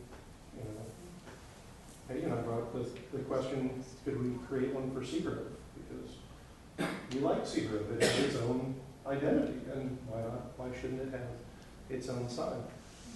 So, what I was wondering is, the survey said that of all of the elements that we're looking at here, that the one that everybody thought, by far the most people thought, could be customized for the individual communities was the district sign. And so what I've proposed, and I'd like people to give it some thought, is to do a standard post and a standard structure, and that Seagrove says in the font of the old QME, Seagrove Beach, where nature did its best. The original, one of the Dune Island, one of the beach accesses has a special font that says Dune Island. Why not the white posts and white sign that repeat? But why couldn't you do the Dune Island differently than you do the Seagrove? So that might be a way. The other things that came up as differentiating between some of these communities might be the street tree that you choose, or sometimes the street lights. Those both got some attention. So, any thoughts on how much to customize, or should they all have the same font? And I mean, look, at one place the signs have got to be 3-dimensional, and they're ridiculously expensive. I don't think that the community of Seagrove would want to pay for that. You know, so I think keeping it simple is the smartest way to go. Well, it would involve somebody would have to design it, of course. So it might be a little design competition or something to that effect. But just the question is that important to people if you do that? Or the beloved 3 umbrellas made no differentiation between Seagrove and Dune Island and everything else. So that's one way to go. The other way to go would be to go little customization. Well, I know in Southern California, like if you're at Huntington Beach, the street sign is green, your street name, but the second the street sign is blue, you know you're in Irvine. And in Lagoon is a different, so it's a different color, just the street name. Those signs are a little different.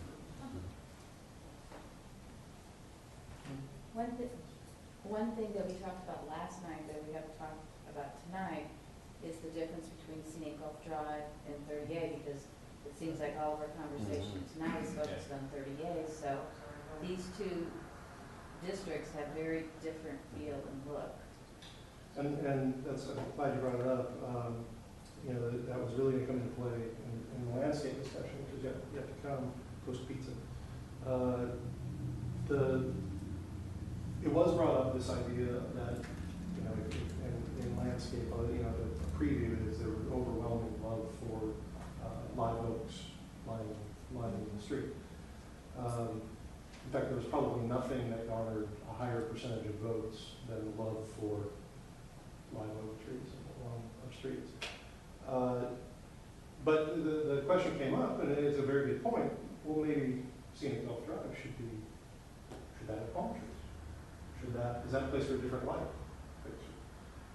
Is that a place, or should that be the same? I mean, this is an open question. You know, it was suggested. I don't know that there was any sort of majority who felt strongly about it. But any thoughts? I think we only had a couple of people, small handful of people from Scenic Gulf Drive area, but I think the landscaping is going to be called for by the type of soils, sand, whatever is there, which is, you know, drastically different, most 38 than Scenic Gulf Drive. A lot of wind exposure. And the structures along there are different. Look at it as our biggest urban area.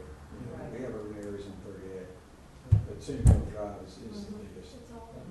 And that might be phase 2 of this project, but yeah, so the scope didn't technically take us into districts.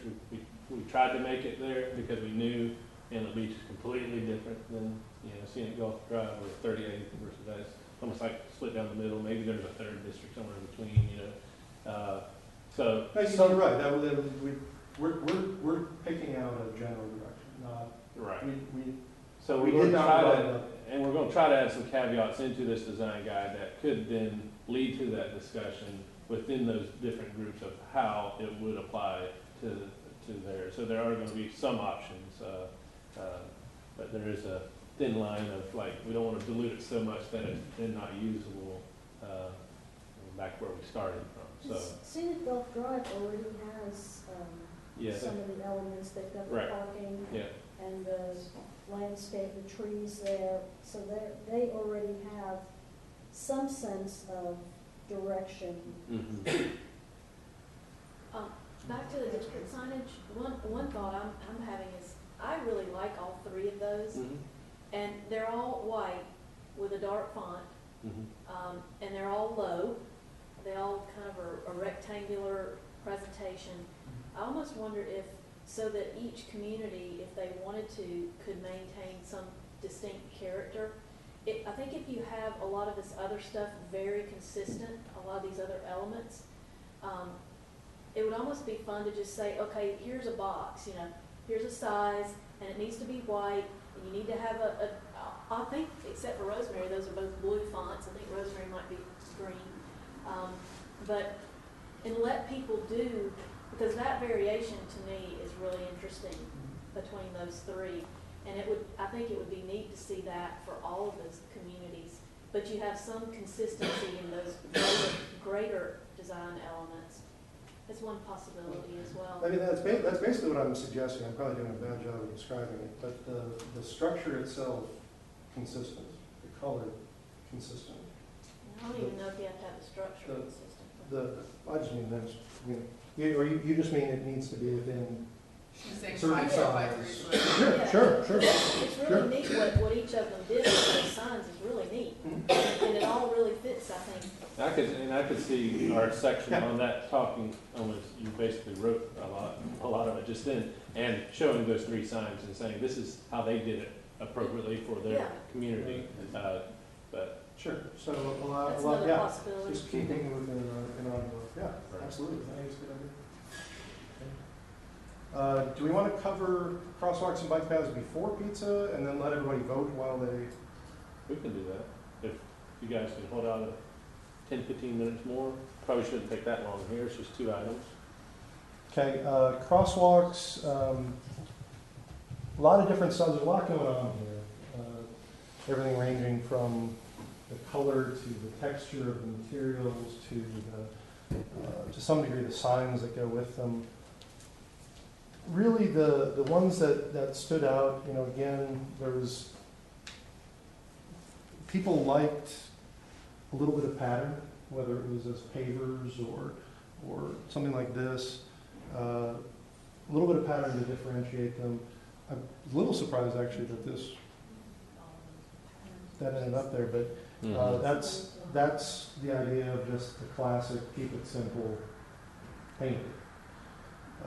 But so there were some more colorful, artistic versions. They largely fell away, except for a bit of pattern. So otherwise, what else can we say about it? That's primarily it. The idea that with particularly with pavers and with the choice of the color, is that it can be a bit of a unifying element that for a street that you keep encountering that same look. And I think most of these are, I guess some of them might be stamped or thermoplastic, striping, so that, if it's a stamped one, you ever see those faux, they wear off pretty quickly and the paint wears off and then they look really bad and they have more maintenance. So we're thinking low maintenance or no maintenance, right? So that's going to be a common theme on most all these elements. Our group talked about number 7 because they have that on crosswalks at Crystal Beach and they're already wearing out where the cars drive over. So I think the brick pavers with the bricks being standard color with no paint as far as maintenance. And we don't want to have to paint it every 6 months. Yeah. Like we're replacing carpet in a house. Right. To be honest with you, concrete pavers are relatively the same expense as either colored or stamped cast in place concrete. Year after year after year? And no, I'm saying that the initial cost to put it in is about the same. Okay. So I would always gravitate towards concrete pavers versus a faux finish. Yes. Yeah. It's also nicer for maintenance and repairs, because You're right. nobody do such a good job at patching asphalt. So much power. It's pretty I evident. love that one, pretty on the Yeah. It's like that's your right there. But not much else to say about that. Any questions? Any comments? Is there a common thought, Mark, of like elevating the pedestrian experience a little bit, with a different material as opposed to the asphalt? I mean, It's my understanding they had to take those up because of the fire trucks. of course. You mean like the speed bump elevated? No, I mean just like the surface in general. Well, that's, I mean, I think that's, that's, I think, the hope of some of these, but the certain materials that have a little texture, have a little bit of an advantage in that, obviously it's a little late if you're already hitting the pedestrian in the crosswalk, but they have a little rumble to them. Yes. So they make people think about it. I'm in an intersection. Right.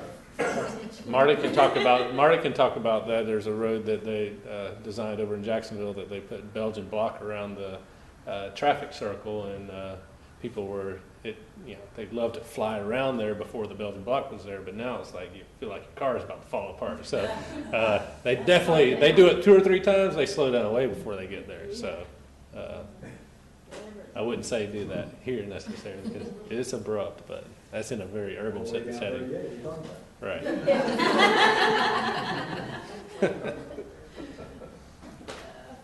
Okay, and then bike paths, there were really 2 sides to the discussion.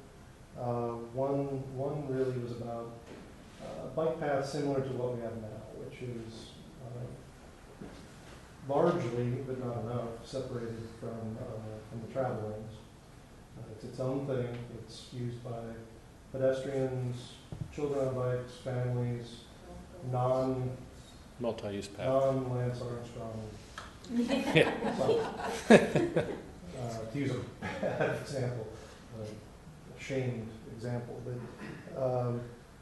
as opposed to the other type of bike path, which is a lane on the street. And we could do it, by the way. I mean, most of, I don't know Scenic Bluff Drive, but most of 38 is a 70-foot right of way. We could easily fit a lane for bikes if we want. And then there are two different types of those. There's the protected ones. Some of those have a different color pavement. And then there are the ones that are just right next to traffic. So what's the best direction? Which of those are interesting to you? We heard from avid cyclists that bike lanes on the street are needed, that it's very difficult to be anything but a very, very recreational lollygag around the path. People who really are cycling are on the street. And for safety, for comfort. And it's against the law. It's against the law. So what came out of it here, we can have both. I mean, we can have all the above. Is, this one was an example of sort of what we have along the feeder roads in 38, which is just a path off to the side, some landscape in between. So spots where it comes right to the traffic lane, and that's not so good.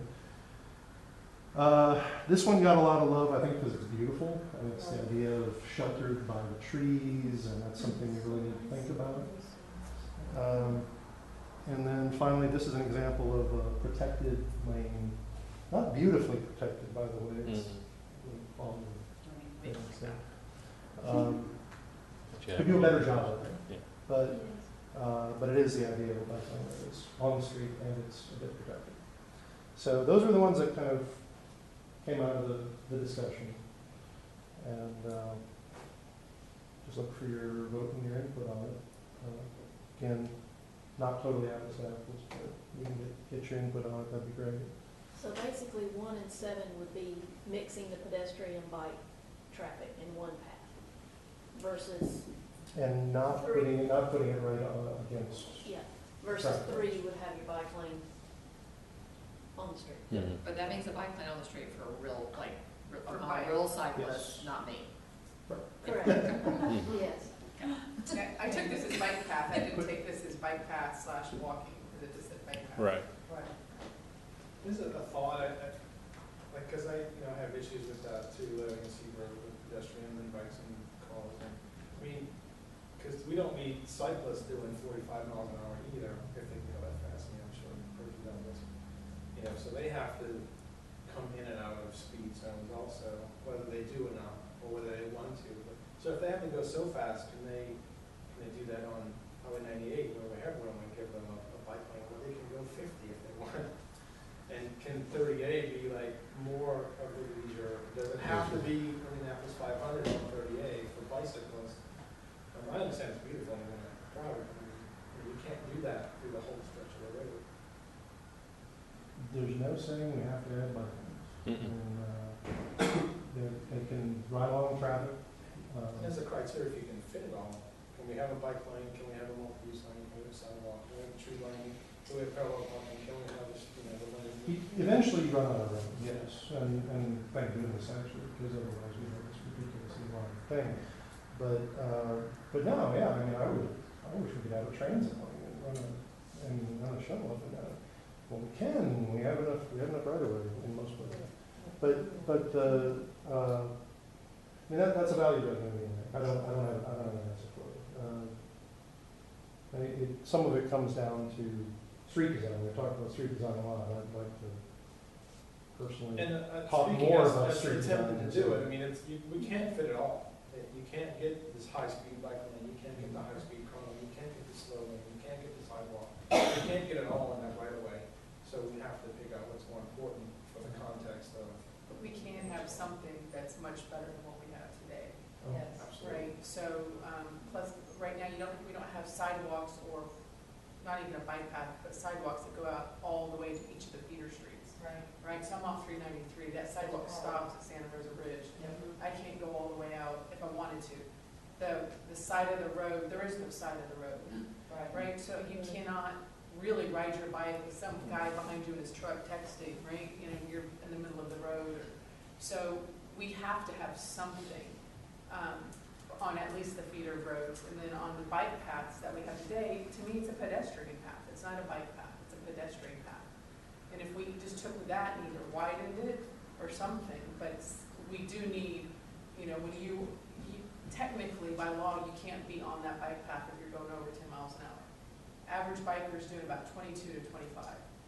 They're not doing 45 miles, they're going downhill really, really fast. So by law, you can't be on that bike path. And you will injure somebody with their stroller and the dog leash and the this and the that, so you gotta get to the road.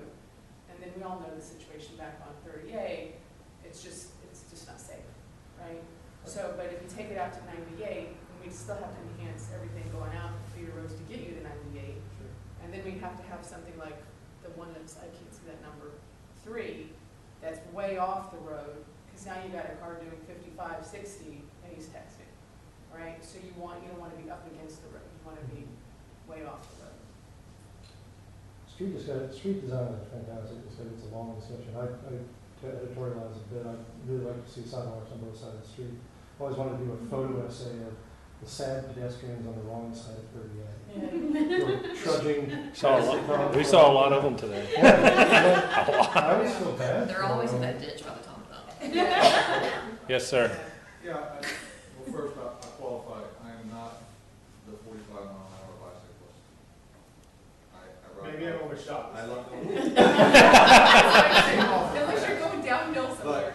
I like the trail ride, and, you know, we have to determine too, if we're a bike-friendly community from that regard, that for me or anybody else to ride a trail, I have to navigate the bike path and or roads to get to the trails. Right. So there's the whole theme of, are we bike-friendly, where there's 98 or whatever. By the way, I've never seen anybody pulled over for exceeding 10 miles an hour on that bike path. It's anybody's right to ride their bike on that bike path, they ride on the road. No one says you can't do any of those things, but we did talk about last night, the path itself.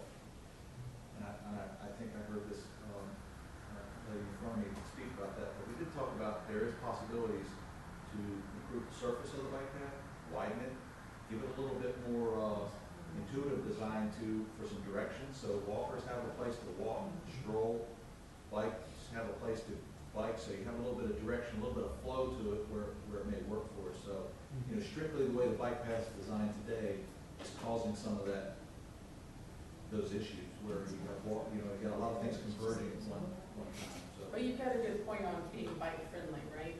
So even if you wanted, as a family coming here on vacation, you want to rent your bikes and then not ride just along the seaside area, but ride up to one of the trails, right?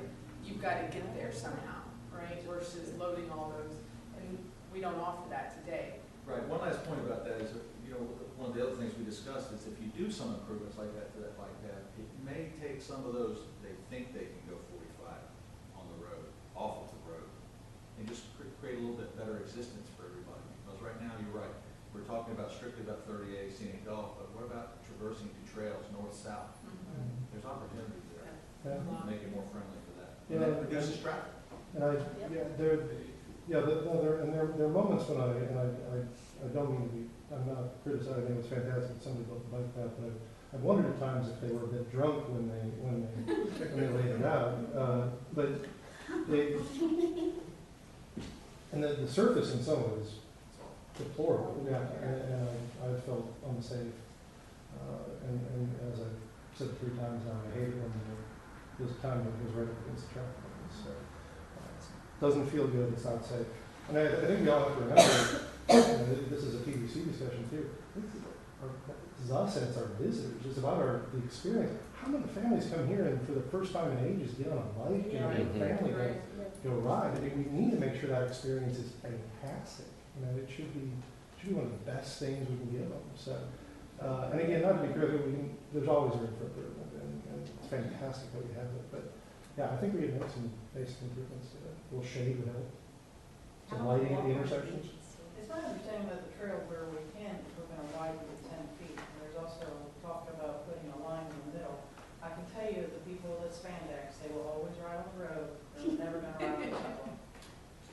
It's because of the wheels on their bikes. They cannot ride on that rough surface. They have to ride on the road. And they don't want to compete with the, I mean, we deal with this a lot over in Jacksonville and in Ponte Vedra where I live, and I mean, it's made to be bike friendly. They put signage and it's a share road. Right. I mean, it's painful for the driver, but on Saturday mornings when I want to go down to the beach and I'm going down this narrow road that snakes like that, 2-lane road, I have to look out because there's 30 bikers up in front of me and they're in the lane of traffic and they're doing 15, 20 miles an hour. I got to do 15, 25 and it's a 45 mile an hour zone. And I mean, but they made the commitment over there to be bike friendly, you know, so limited right of way. Sometimes you are going to come up next to the road. There might be some areas that you're just going to have to do a share road if you want to be bike friendly community. It's just they're going to have to be allowed to get on the road, and then it takes some time for people to get used to it. You always have the unfortunate event that someone might get hit because someone's texting. Happens all the Jacksonville is one of the worst places for bikers. They try to be bike friendly, but people get hit daily. I was hit by a car down here by a Georgia plate that had a share the road. Yep.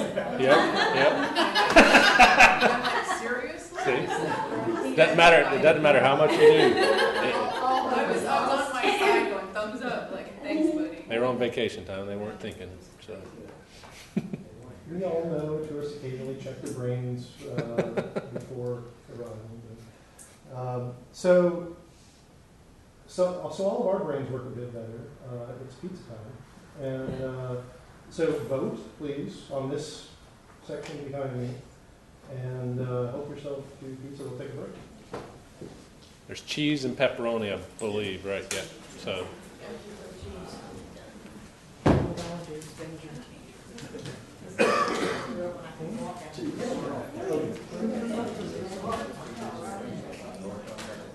Yes, I went over there today. There are two trees.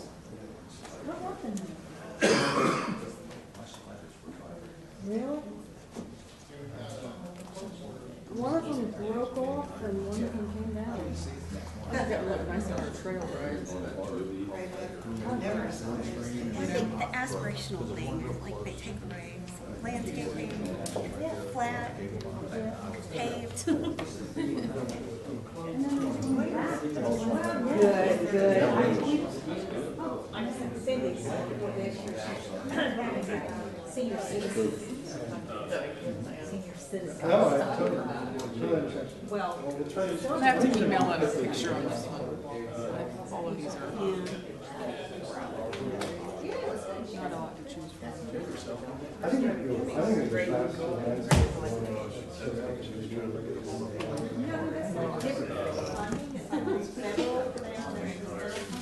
It's very small. People, whereas More than what we already asked? in a way, I mean, that was the good stuff. Or is it she talking about the same thing that we already know? I think it's the same thing. You know, because in your next library. She's just now getting the paper.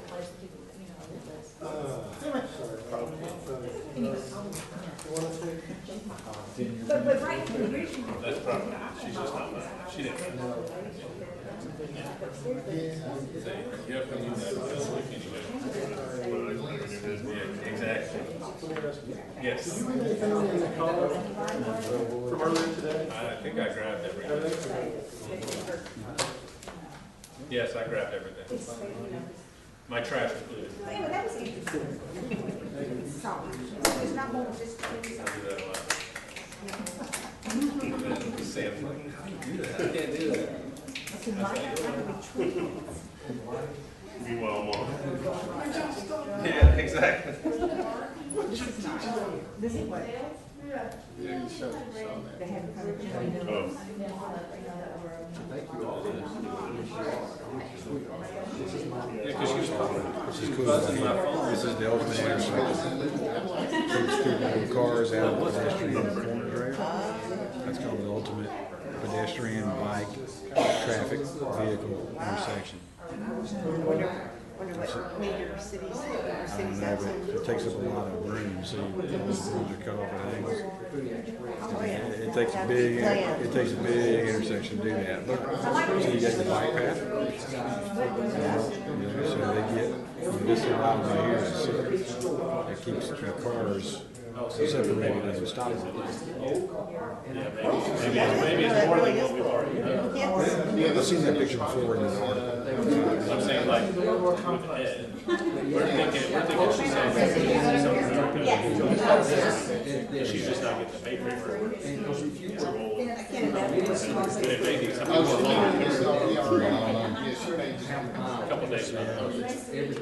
Because I have her actually in the store and all downtown crazy. And I forgot that. So my phone rings, and if I'm within range, if I'm within range, my fitness what's called it, you can process it.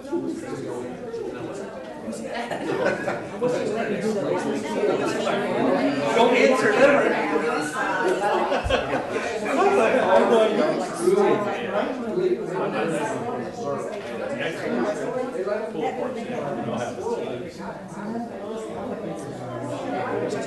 Yeah.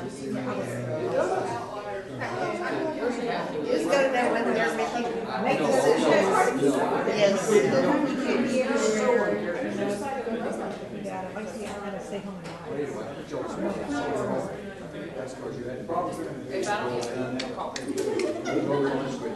I like that.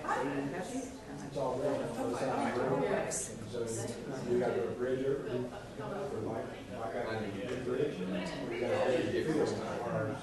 So the sidewalk stops right now.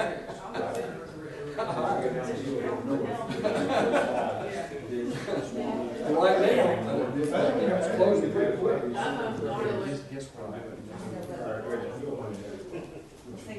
Okay, my question is not yeah. Yeah, no, I mean, from here to attorney, so I can sure that I came to the shine. Absolutely, no. You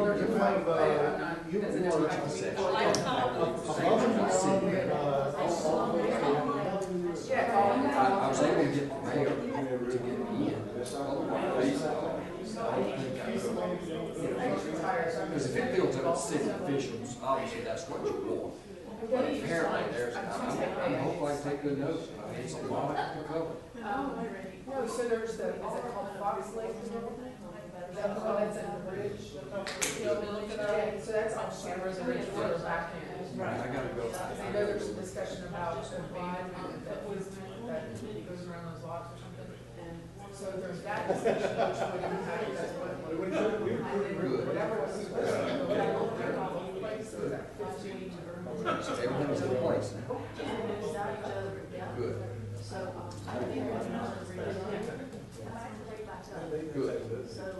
Good. Yeah, yeah. Hopefully I can learn something this workshop. And then I can network and then maybe get into some more of their workshops. What's the guy's name in Tallahassee? The name of This is I. The screen was sort of part of the driver, and it's always funny, but it's sort of this weird position over here. Everybody's around here, and has to look at it.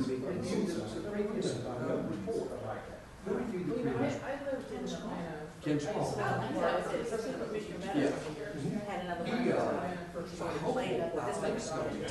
Senior citizens meeting. So if he is, then I will, if they've got an advantage, Captain Down too. I love how, when the mayor got us out, we've been working with him for 3 years. So, go get some water.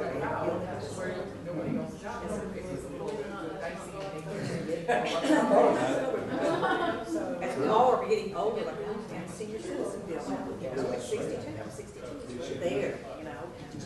I recently was just coming from the so we're all young, right? I guess we better go to the Gotta lose. Yeah. I just thought a picture, I thought the pretty little picture in the bottom. I think Chris. I hope it ended up better than both of them.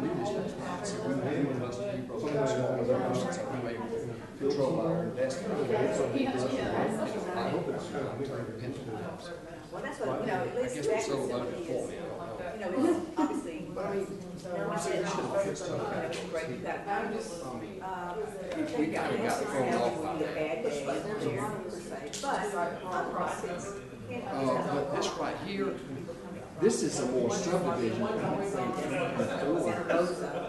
this with. Sure, but don't, if you talk about, you could stamp the asphalt. exactly. I don't know about that, I've seen stamping concrete. As you know. Oh, yeah. Layer of concrete over and stamp that. You can't just do that. Sure you No, can. we're working on the pavement. Anyway, this would be nice, obviously, but. I have so much. I know. And it was And get some of this really going money. And this is all futures. Okay, look, here's another thing.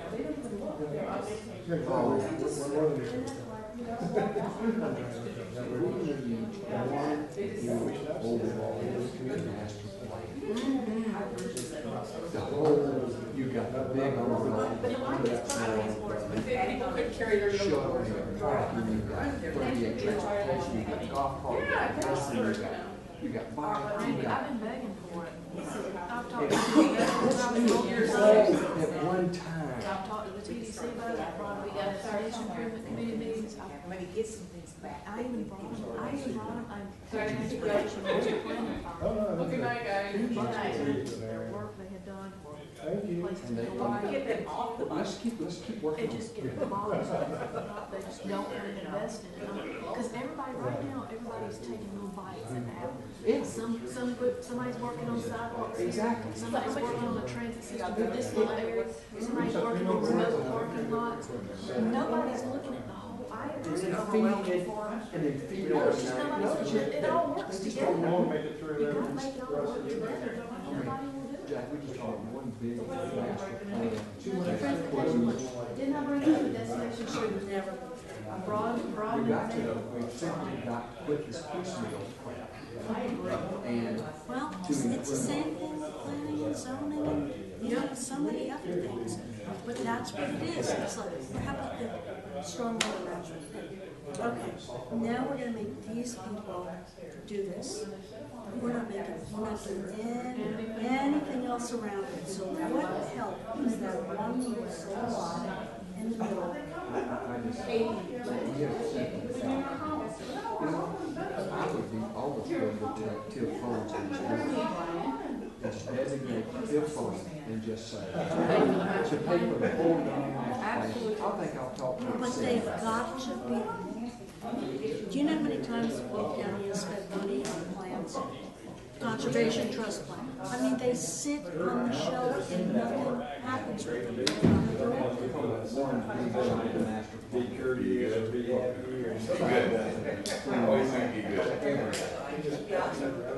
Parking, the bike paths, the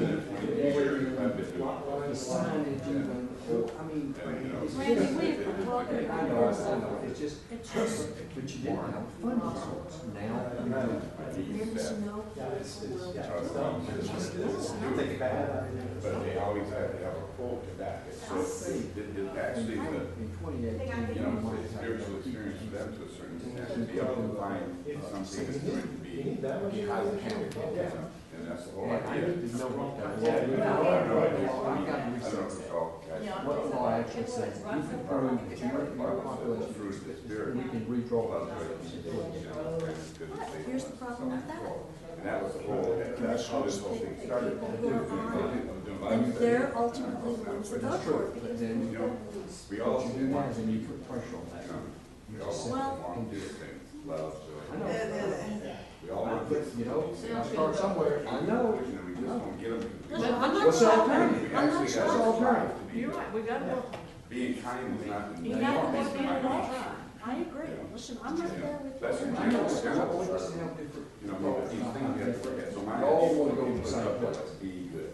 Well, no, I don't think any of, I don't think all of us want to go to the same place. I think some of us You want gotta to get go to a better place, and some of us don't really care. That's what I think. We're ready. And our few that all up here about. It's a good truck service. Well, I mean, They it's. don't care, They don't care. get in and get out, and make them. Gotta be got some kind of standard. You know, I was gonna ask Cliff, I didn't see him. A section between 283 and To me, actually, I kind of disagree. I think, for example, I'm not saying the utility box. For example, you go on. You know, talking about the sidewalk, Beach. The bridge, the new bridges, pedestrian bridges. yes, and moving the bike path over to the north side. Cliff could be supposed to be working on There's that. no reason that you couldn't. I mean, I don't know what what is is the it. environmental support? They've hit Exactly. Well, maybe they have some issues I don't with think- utility I think relocation, one thing I like about stop Green and deal is- with that, and they got that figured out. It's Absolutely. hard, tell That me. Yeah, especially those area there, I mean, over those new lakes and everything's beautiful, yeah. Now, one of the things we're doing with some of the tip of my. So I kind of, is you know, I understand, I don't want to be a yellow Planning station. the developer. Some places it does But doesn't. make Great.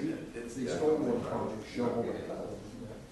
And that's the way, that's the way you leverage money, that's the way, that's the best way to stay county do anything. We used to do that state government all the time. You take some federal money. I think we're going to, And then you got things. it's not even on this. Nobody takes it. That's the way in the world. Everything. Did everybody vote? I'm saying. They'll be over there if anybody needs it. Well, we gotta get more. All these things. I know. Well, and they will, I mean, even the designs of the. Yes, some already have, yes. My evaluation. You know the process now, so you can go do that. Each access is, and like each access is at Seaside. It's a thing of beauty, a thing that we can be proud of, the things that, you know, the visitors have. I think that's to me, is really, how, you know, and they don't have to be the same, but I think once again, if we're looking at material, I think full wood is actually the thing that most people really want to do. It's good in a bad. Disney World, places like that, they usually. Might be cheese pizza, everybody's eating the pepperoni, but there's gonna be a few extra left. Same color through, so.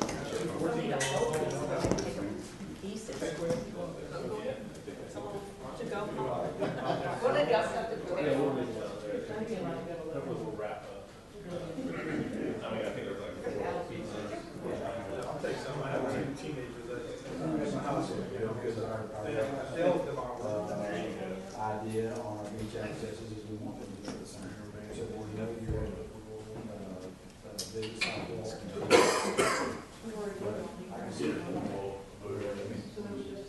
Seaside different. They're all seaside. And you know, I still think. Fencing, signage. People actually have those. Pad. Yeah, that's great. With that beach pavilion. I mean, I still have a poster of our bathroom, I think it's such a cool original thing. So, I mean, of course, all of them, like some of the better than others. Yeah. We the community, you know, and we could give us something really to do that would be meaningful. And Who does that go to? Bigger sense. Who does that go to? It's Lisa's, or, Oh, it came from TDC. TDC. That's right, don't even get this deal. Oh, there's a few here. Was the first house on the Chris. Because I worked for a lot of the red house.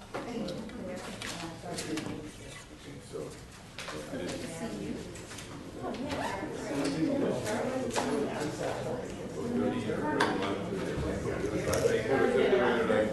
Three or 4 houses on the street. And when I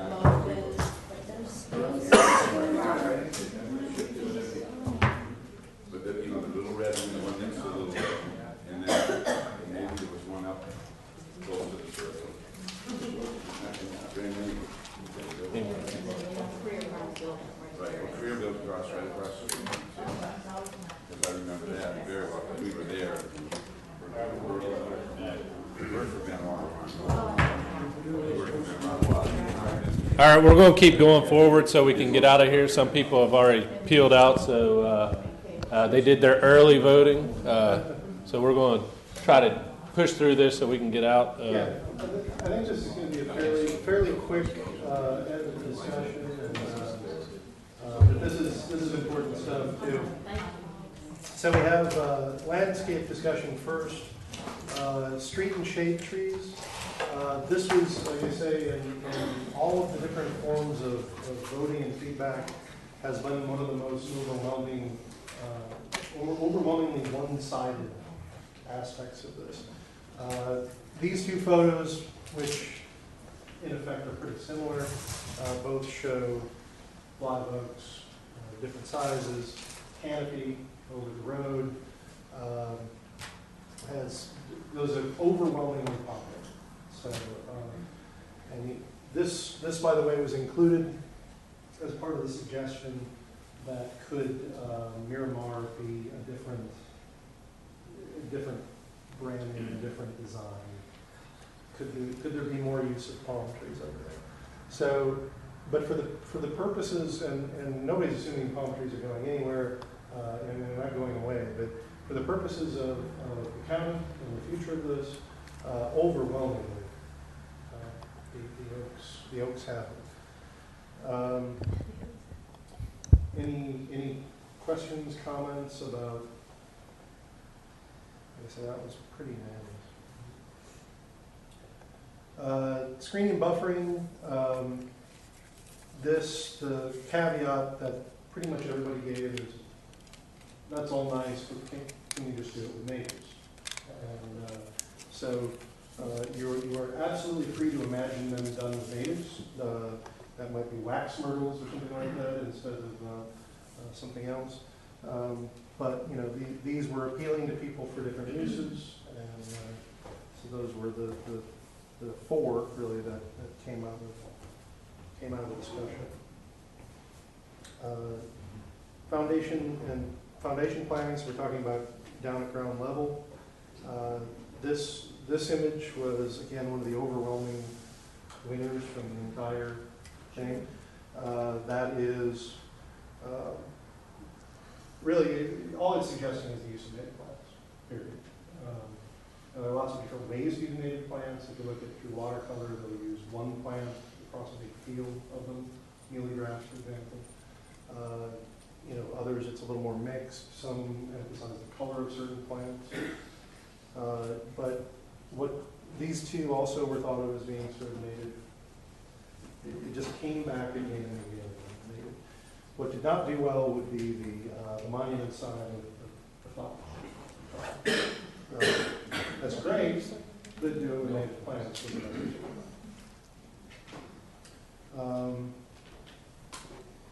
I'll talk about these two and then take any comments or questions. This one, the overwhelming favorite was simply this, which is view lake shot. You know, again, as somebody said last night, there is we like what we have. we like what exists here. So highlight it, back it up, do more of it. And so again, this is kind of suggesting the native pines. This would be suggesting more of the understory. So the others, nobody's really against any of this. You know, it was setting in. I love that look. Could we choose a native tree that does that? So the palms didn't do well. Very manicured stuff did not do well. Plants from far away did not do well. In all forms of the voting on this. Parking lot planting, what we heard was, again, the shade as possible from the trees. You know, probably the best example that was brought up was our group's work in Grand Boulevard. You know, that was nice landscaping and parking lot as you'll find. But again, the natives were emphasized. One of the things that was discussed was definitely the presence of ways for people to circulate, pedestrian circulation. And the design that will emphasize that. These are the ones that kind of came out of, this is more of kind of a bioswale, filter all the water through, something like that. Runoff, filtering runoff in natural ways. So check it out, see which one sort of appeals. This one appealed to a lot of people. It looks like muhly grass with some live oaks. Any thoughts or discussion on the landscape? Could the TDC, when they're doing their contracts for landscaping perhaps, ask that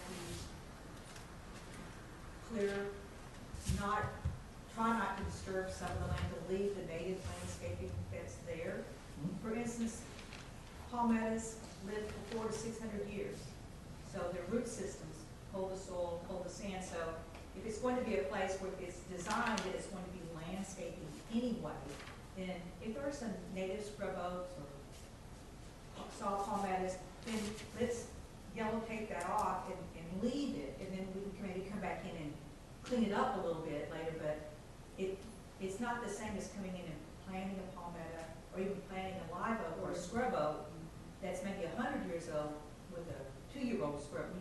You lose the soil adhering abilities of real native plants to try to work with those land clearers, not just to come in and dig it all out. Oh, we're going to plant native later.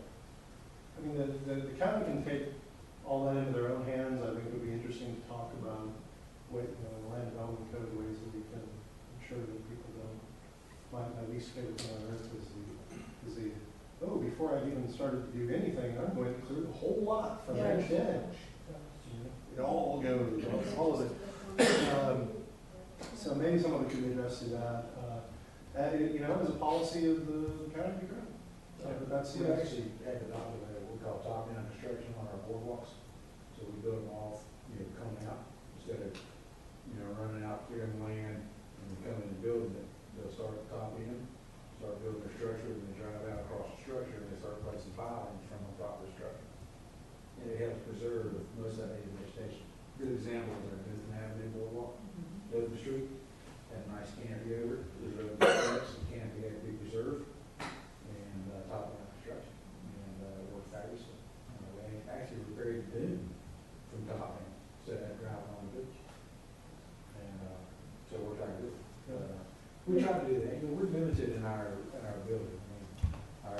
Most of this stuff here is going to be our linear area along the side of the room. Our regional beach accesses are already built. If we do any renovation, it's typically just to the structure, not necessarily the parking areas.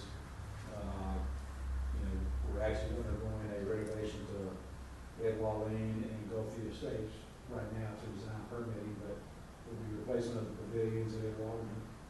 They'll be the same footprint and all that, so it won't be much opportunity to save anything there as far as landscape.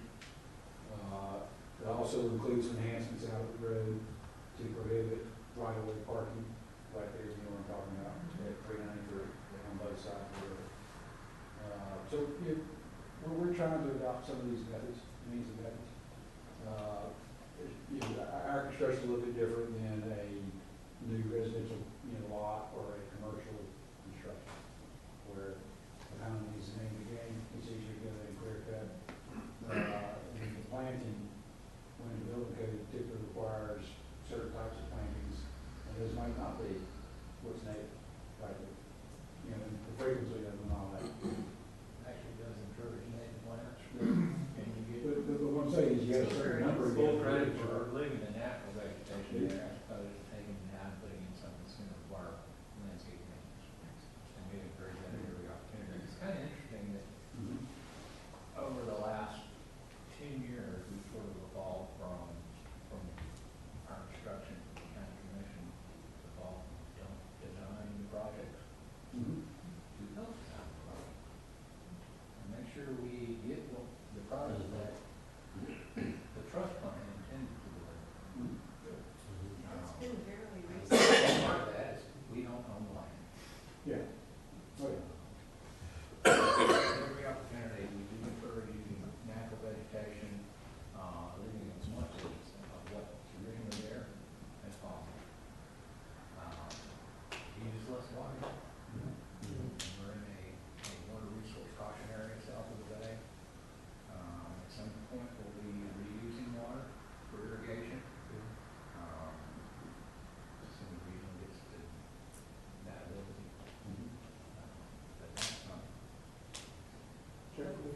I'm glad Mac and Vivian are here because as I'm sitting here thinking about all this energy going into design elements throughout the community, I feel like, and this is just limited to our public spaces, I feel like within our whole community, this needs to happen. And I'm glad to hear that you're going in that direction because I think we need to. I think the xeriscaping, education, I keep thinking about educating the public about, it's not that we don't want you to have a lawn, but what does that mean? When you came from Atlanta where you had a lawn, that you come down here and you want a lawn. But this is a different place. There are all kinds of different characteristics, and there are all kinds of reasons that it's not great to have that lawn. So I feel like it's great for everybody in this room to be sitting here, thinking about all this, but I just feel like as a community, as our planners, as our decision makers, as every resource that we have, we need to be educating people about, we don't just not want you to have a lawn, but when you have a lawn and you fertilize it and, just like you did in Atlanta, well, it's different here when you're here, there, or, in these sensitive areas. And I don't know what we can do, but I just feel like we've got to do better and we've got to do more in getting the word out to people. Well, one thing that I see out of what this project is going to evolve from this series of workshops, this will give the developer some sense of what the public wants to see. Right. Yes. Right. The developer wants to give the public the most bang for the dollar, and what the product is going to sell for the highest price. This is why people are coming here. So why would a developer want to come here and build something that works somewhere else and just pick that up and move it here? That is not what we want at all. We don't want the commodities. We don't want the things that have been done in other parts of the country. Now, maybe there's some good ideas that we don't have to reinvent. Oh, absolutely. To apply here. But we have a unique place, and that's what this is all about. Maintaining that unique quality that keeps bringing people here, that keeps people talking about their visit here. That good word of mouth advertising that is the absolute best advertising we can have. I think just be able to even get the Board of County Commissioners when to the point where they would authorize this to go forward was a huge step. Oh, it was. A very huge step. Yep. Didn't know if it would ever get here or how long it would take, and it actually went a little faster than I thought it would, so. But now we have to use it. It has to be Because implemented, yes. all of us have been here through so many iterations of plans and, the conservation trust plan, and, we can name them on and on. And they sit up on somebody's shelf and we don't use them. I really just hope that, I'm optimistic, and I would love to see this really have an impact. And I think the concept behind it that TDC was thinking is, it's going to be a tool for them, but it's also going to be an education piece that maybe that the developer coming in and they're going to meet with Mac and he's like, by the way, he can present this to them and say, take this into consideration. This is what people are liking down here. Because a lot of the same things that we're hearing from you guys as residents, a lot of those votes were coming probably from some of these non-residents. So what did I say? 20% of the respondents on the survey were non-residents of Walton County at all. So I assume they're just these tourists. And, they responded to the survey as well. And a lot of what they were saying fed into a lot of what we're talking here. So it is those same people that are coming down here that are buying these second homes that these developers are building that would just make sense, what Max said, the best thing for the buck is to do this. So it could be part of that, or start of that education process that you're referencing, so. And now we know that this is indeed how people. Right. Palm trees are beautiful, but we could do both on, I think it's a waste of money to plant them here, I'm just saying, unless they're Washingtonian or something that's happy in this area. The only ones that I mean, there's an Alice Beach that froze. What was it, Cold Hardy? Expensive. Well, the Jewels, yeah, I don't remember a whole lot about it. Marty, does it really depend on where they're sourcing the, so if it's a palm tree that they're getting from Naples, is it really not gonna, I mean, you know, could that have an effect on it? I don't know. These guys are the. There's a lot of them outsourced from Texas, and they get some cold temperatures, they get snow. That's dates. Sable's pretty solid. They're dealing with a virus with the Washingtonians, some cases. Depends who you know, where you're at in the state, your suppliers. But like you said, kind of steer away from palms and general discussion. So we're going to wrap up with lighting. Now there are a few things came out of the discussion. One is a continuation of the theme of people liking a lot of the more natural materials. This one had a lot of popularity because of the post.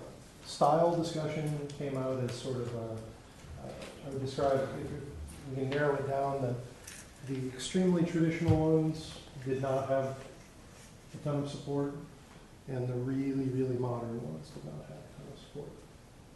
That leaves in streetlight language the transitional ones, and that's either we're talking something really, really simple like this, or these would be known as more transitional, where they're modernized version of a traditional light. This one was also included as part of the same discussion as the palm trees. Is there room for part of the cone to have a different look? But by and large, the discussion was definitely about keeping them low, no more than 9 to 12 feet, pedestrian scale. Now there's a difference, of course, if you're planning for Highway 98 or something, but by and large, talking about our scenic Gulf Drive, 30A, feeder roads, we're talking about low, we're talking about pointing down, talking about turtle friendly where necessary, and stylistically, look-wise, you see the ones that sort of filter out. Are these hardwired or solar? Depending on the scenario, depending on the scenario and how they spec it. I mean, there was some interest in the survey of importance on maybe providing some solar, but again, it's only if it fits in that look. We're not looking for to put lights with a big panel. I don't think that's going to, I know it's not going to make its way into the. So this is actually solar. Right, somebody said that the solar panels are now built into the poles themselves. Itself. Right. So I think based on, again, it's more than even just last night, it's a survey and such, there is definitely an interest in solar. What we found is it's less about that. It's less about that. It's more about that, but then this was referred to as a dental instrument. So it does not. For an elephant. It was not the one that was that popular. I think, again, the criteria, some of the things I was just naming, somewhere on there is going to say solar feed. Where we just showed the one that with the wrap panel. That's actually on a military base, so they're not really worried about what it looks like. They were just trying to do a cost-saving thing and light up their parking lot. And they found these, and we're like, wow! And they work really well. We've watched them, and they illuminate really nicely. So seems to be working in Jacksonville. So any more discussion about lighting, or we can do one final vote for anybody who did not early vote, and then pretty much we're going to wrap up. Do we have anything else to? We're just the work product comes next for us. It's going to be a draft of the book, right? And I do have a quick question, and honestly, I have not lived on 38 for a while, so I'm not even sure how much of an issue it is. But has there been any discussion of getting some kind of a consistent, like container, but thing for garbage cans to sit in for people that put their garbage out along 30A? Corrals. Yeah, yeah. And it's that right, point. right on 38 itself. Mhm. And you could say the same for Scenic Golf Drive. Yeah. You know, that wasn't part of our discussion. And, I think everybody's are in the right of way. It seems, Right, it's but, kind of a private-public mix here, you know. Yeah. But I think they end up in the right of way, Right. and it's an aesthetic issue. Yeah. No, I think that's a good. Something to think about. Yeah. No, I think it's a good comment. I mean, if it was something that matched, you know, trash cans or whatever. That may replace mail kiosks. I mean, it could be similar style. We could reference that in the same section, you know. Other use could be for a, you know, trash can, you know, corral, if you will, and show one that we're indicating and just stylistic like that. And maybe it is something that might be a smart idea for the county to do that and see how much people, they probably would start using that, you know. And there's a fuzzy area we all know. Trash enclosures end up in the right of way. We've seen vigilante bollards. Yeah. You know, where they're trying to keep somebody from parking within the right of way. Most of the stuff is just generally let go, but that doesn't make it good or Yeah. And hopefully. desirable. You know. Sprinklers up on the right of way, that's my favorite. Oh, sprinklers on, yeah, or a bike path. Watering the street. Yeah. It's a. Oh, That's my favorite. How you want that asphalt to grow? Yeah, so the next steps is we'll take all this information back and we'll start forming, putting the design guide together. There'll be a draft that goes to the TDC. I'm sure the Destination Improvement Committee will see it. We'll get comments from everyone, make those changes. There'll be a pre-final electronic copy that you guys will check to make sure we captured your comments, and then push to the final, which then I think is presented to the BCC at that point. But in the interim, again, I will reiterate, next week, hopefully next week sometime, I'll be blasting out the link to another SurveyMonkey where it's sort of just information dump for each of these sub-elements. So if you're like, I forgot to mention that, or for those folks that didn't get to come, they can also, they'll find that link and they'll. One more chance to come. Yeah, so it's a lot of information that we'll have to go through, but you know, all information is good information. We're just going to try to, you know, figure out what everyone's saying, get the best product forward. So come on up, if you haven't already voted, go for it, and we will rearrange the room and close up. Thank you all very much. Yes, thank you. Thank you. There's still some pizza left if you want to take another one, I guess. You got enough for your 14-year-old? Good to see you. Make sure you swing by Red Box to get a movie.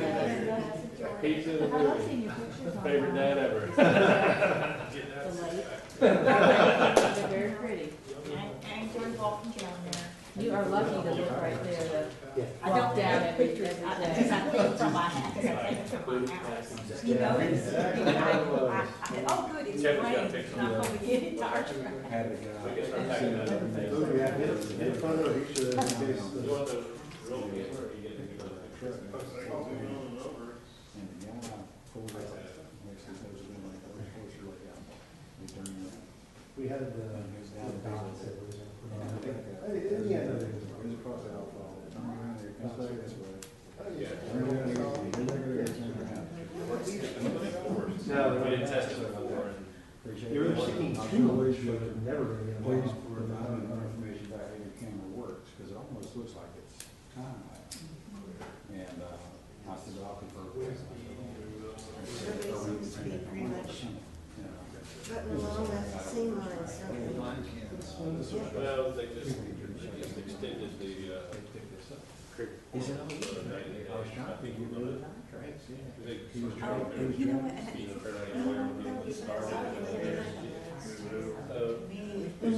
I just soon got rid of that. Yeah, I don't think it helps. Well,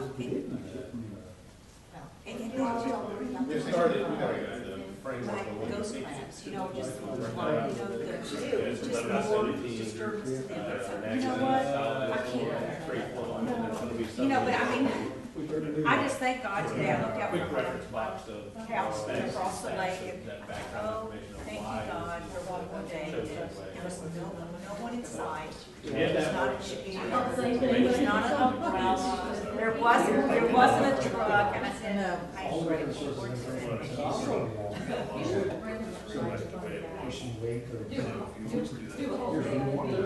I would. Code enforcement ordinance. One perspective, some of the board, they took a few pictures today. You know, it really, this, Dress it up. Some evidence when you want to do it, when you're there. and it would maybe to wait till the sun up, because it's fixing to be crazy time. Good time to do it. Lisa worked that out. It's barely, you know, it slows down. I mean,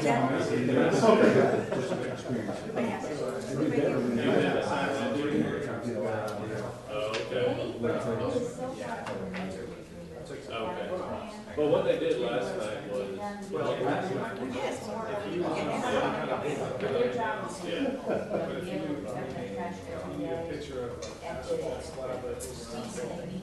Sorry. We'll get it I together. have another, I will get another trash man. Pardon me. And there's the landscape. No, instead, let's. Otherwise, I know Lisa's talking with them down there. She said it's text. Heritage tourism, we have ecotourism, we have,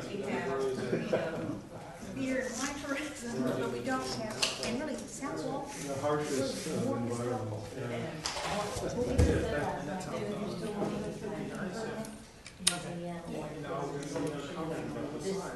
The greatest place to go. No, those are South Walk.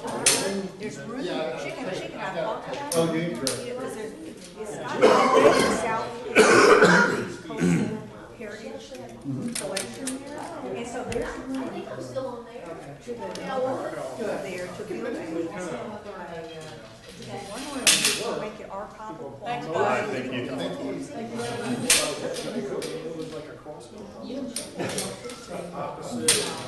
So anyway, that's just another thing, something else for children. Like I actually got contacted a group of people, 2 people, they were having a 70th birthday party, and they contacted me to give them a history tour. So they rented a bus from Sunshine Shuttles, and for 5 hours, we couldn't go everywhere, but we did a history tour.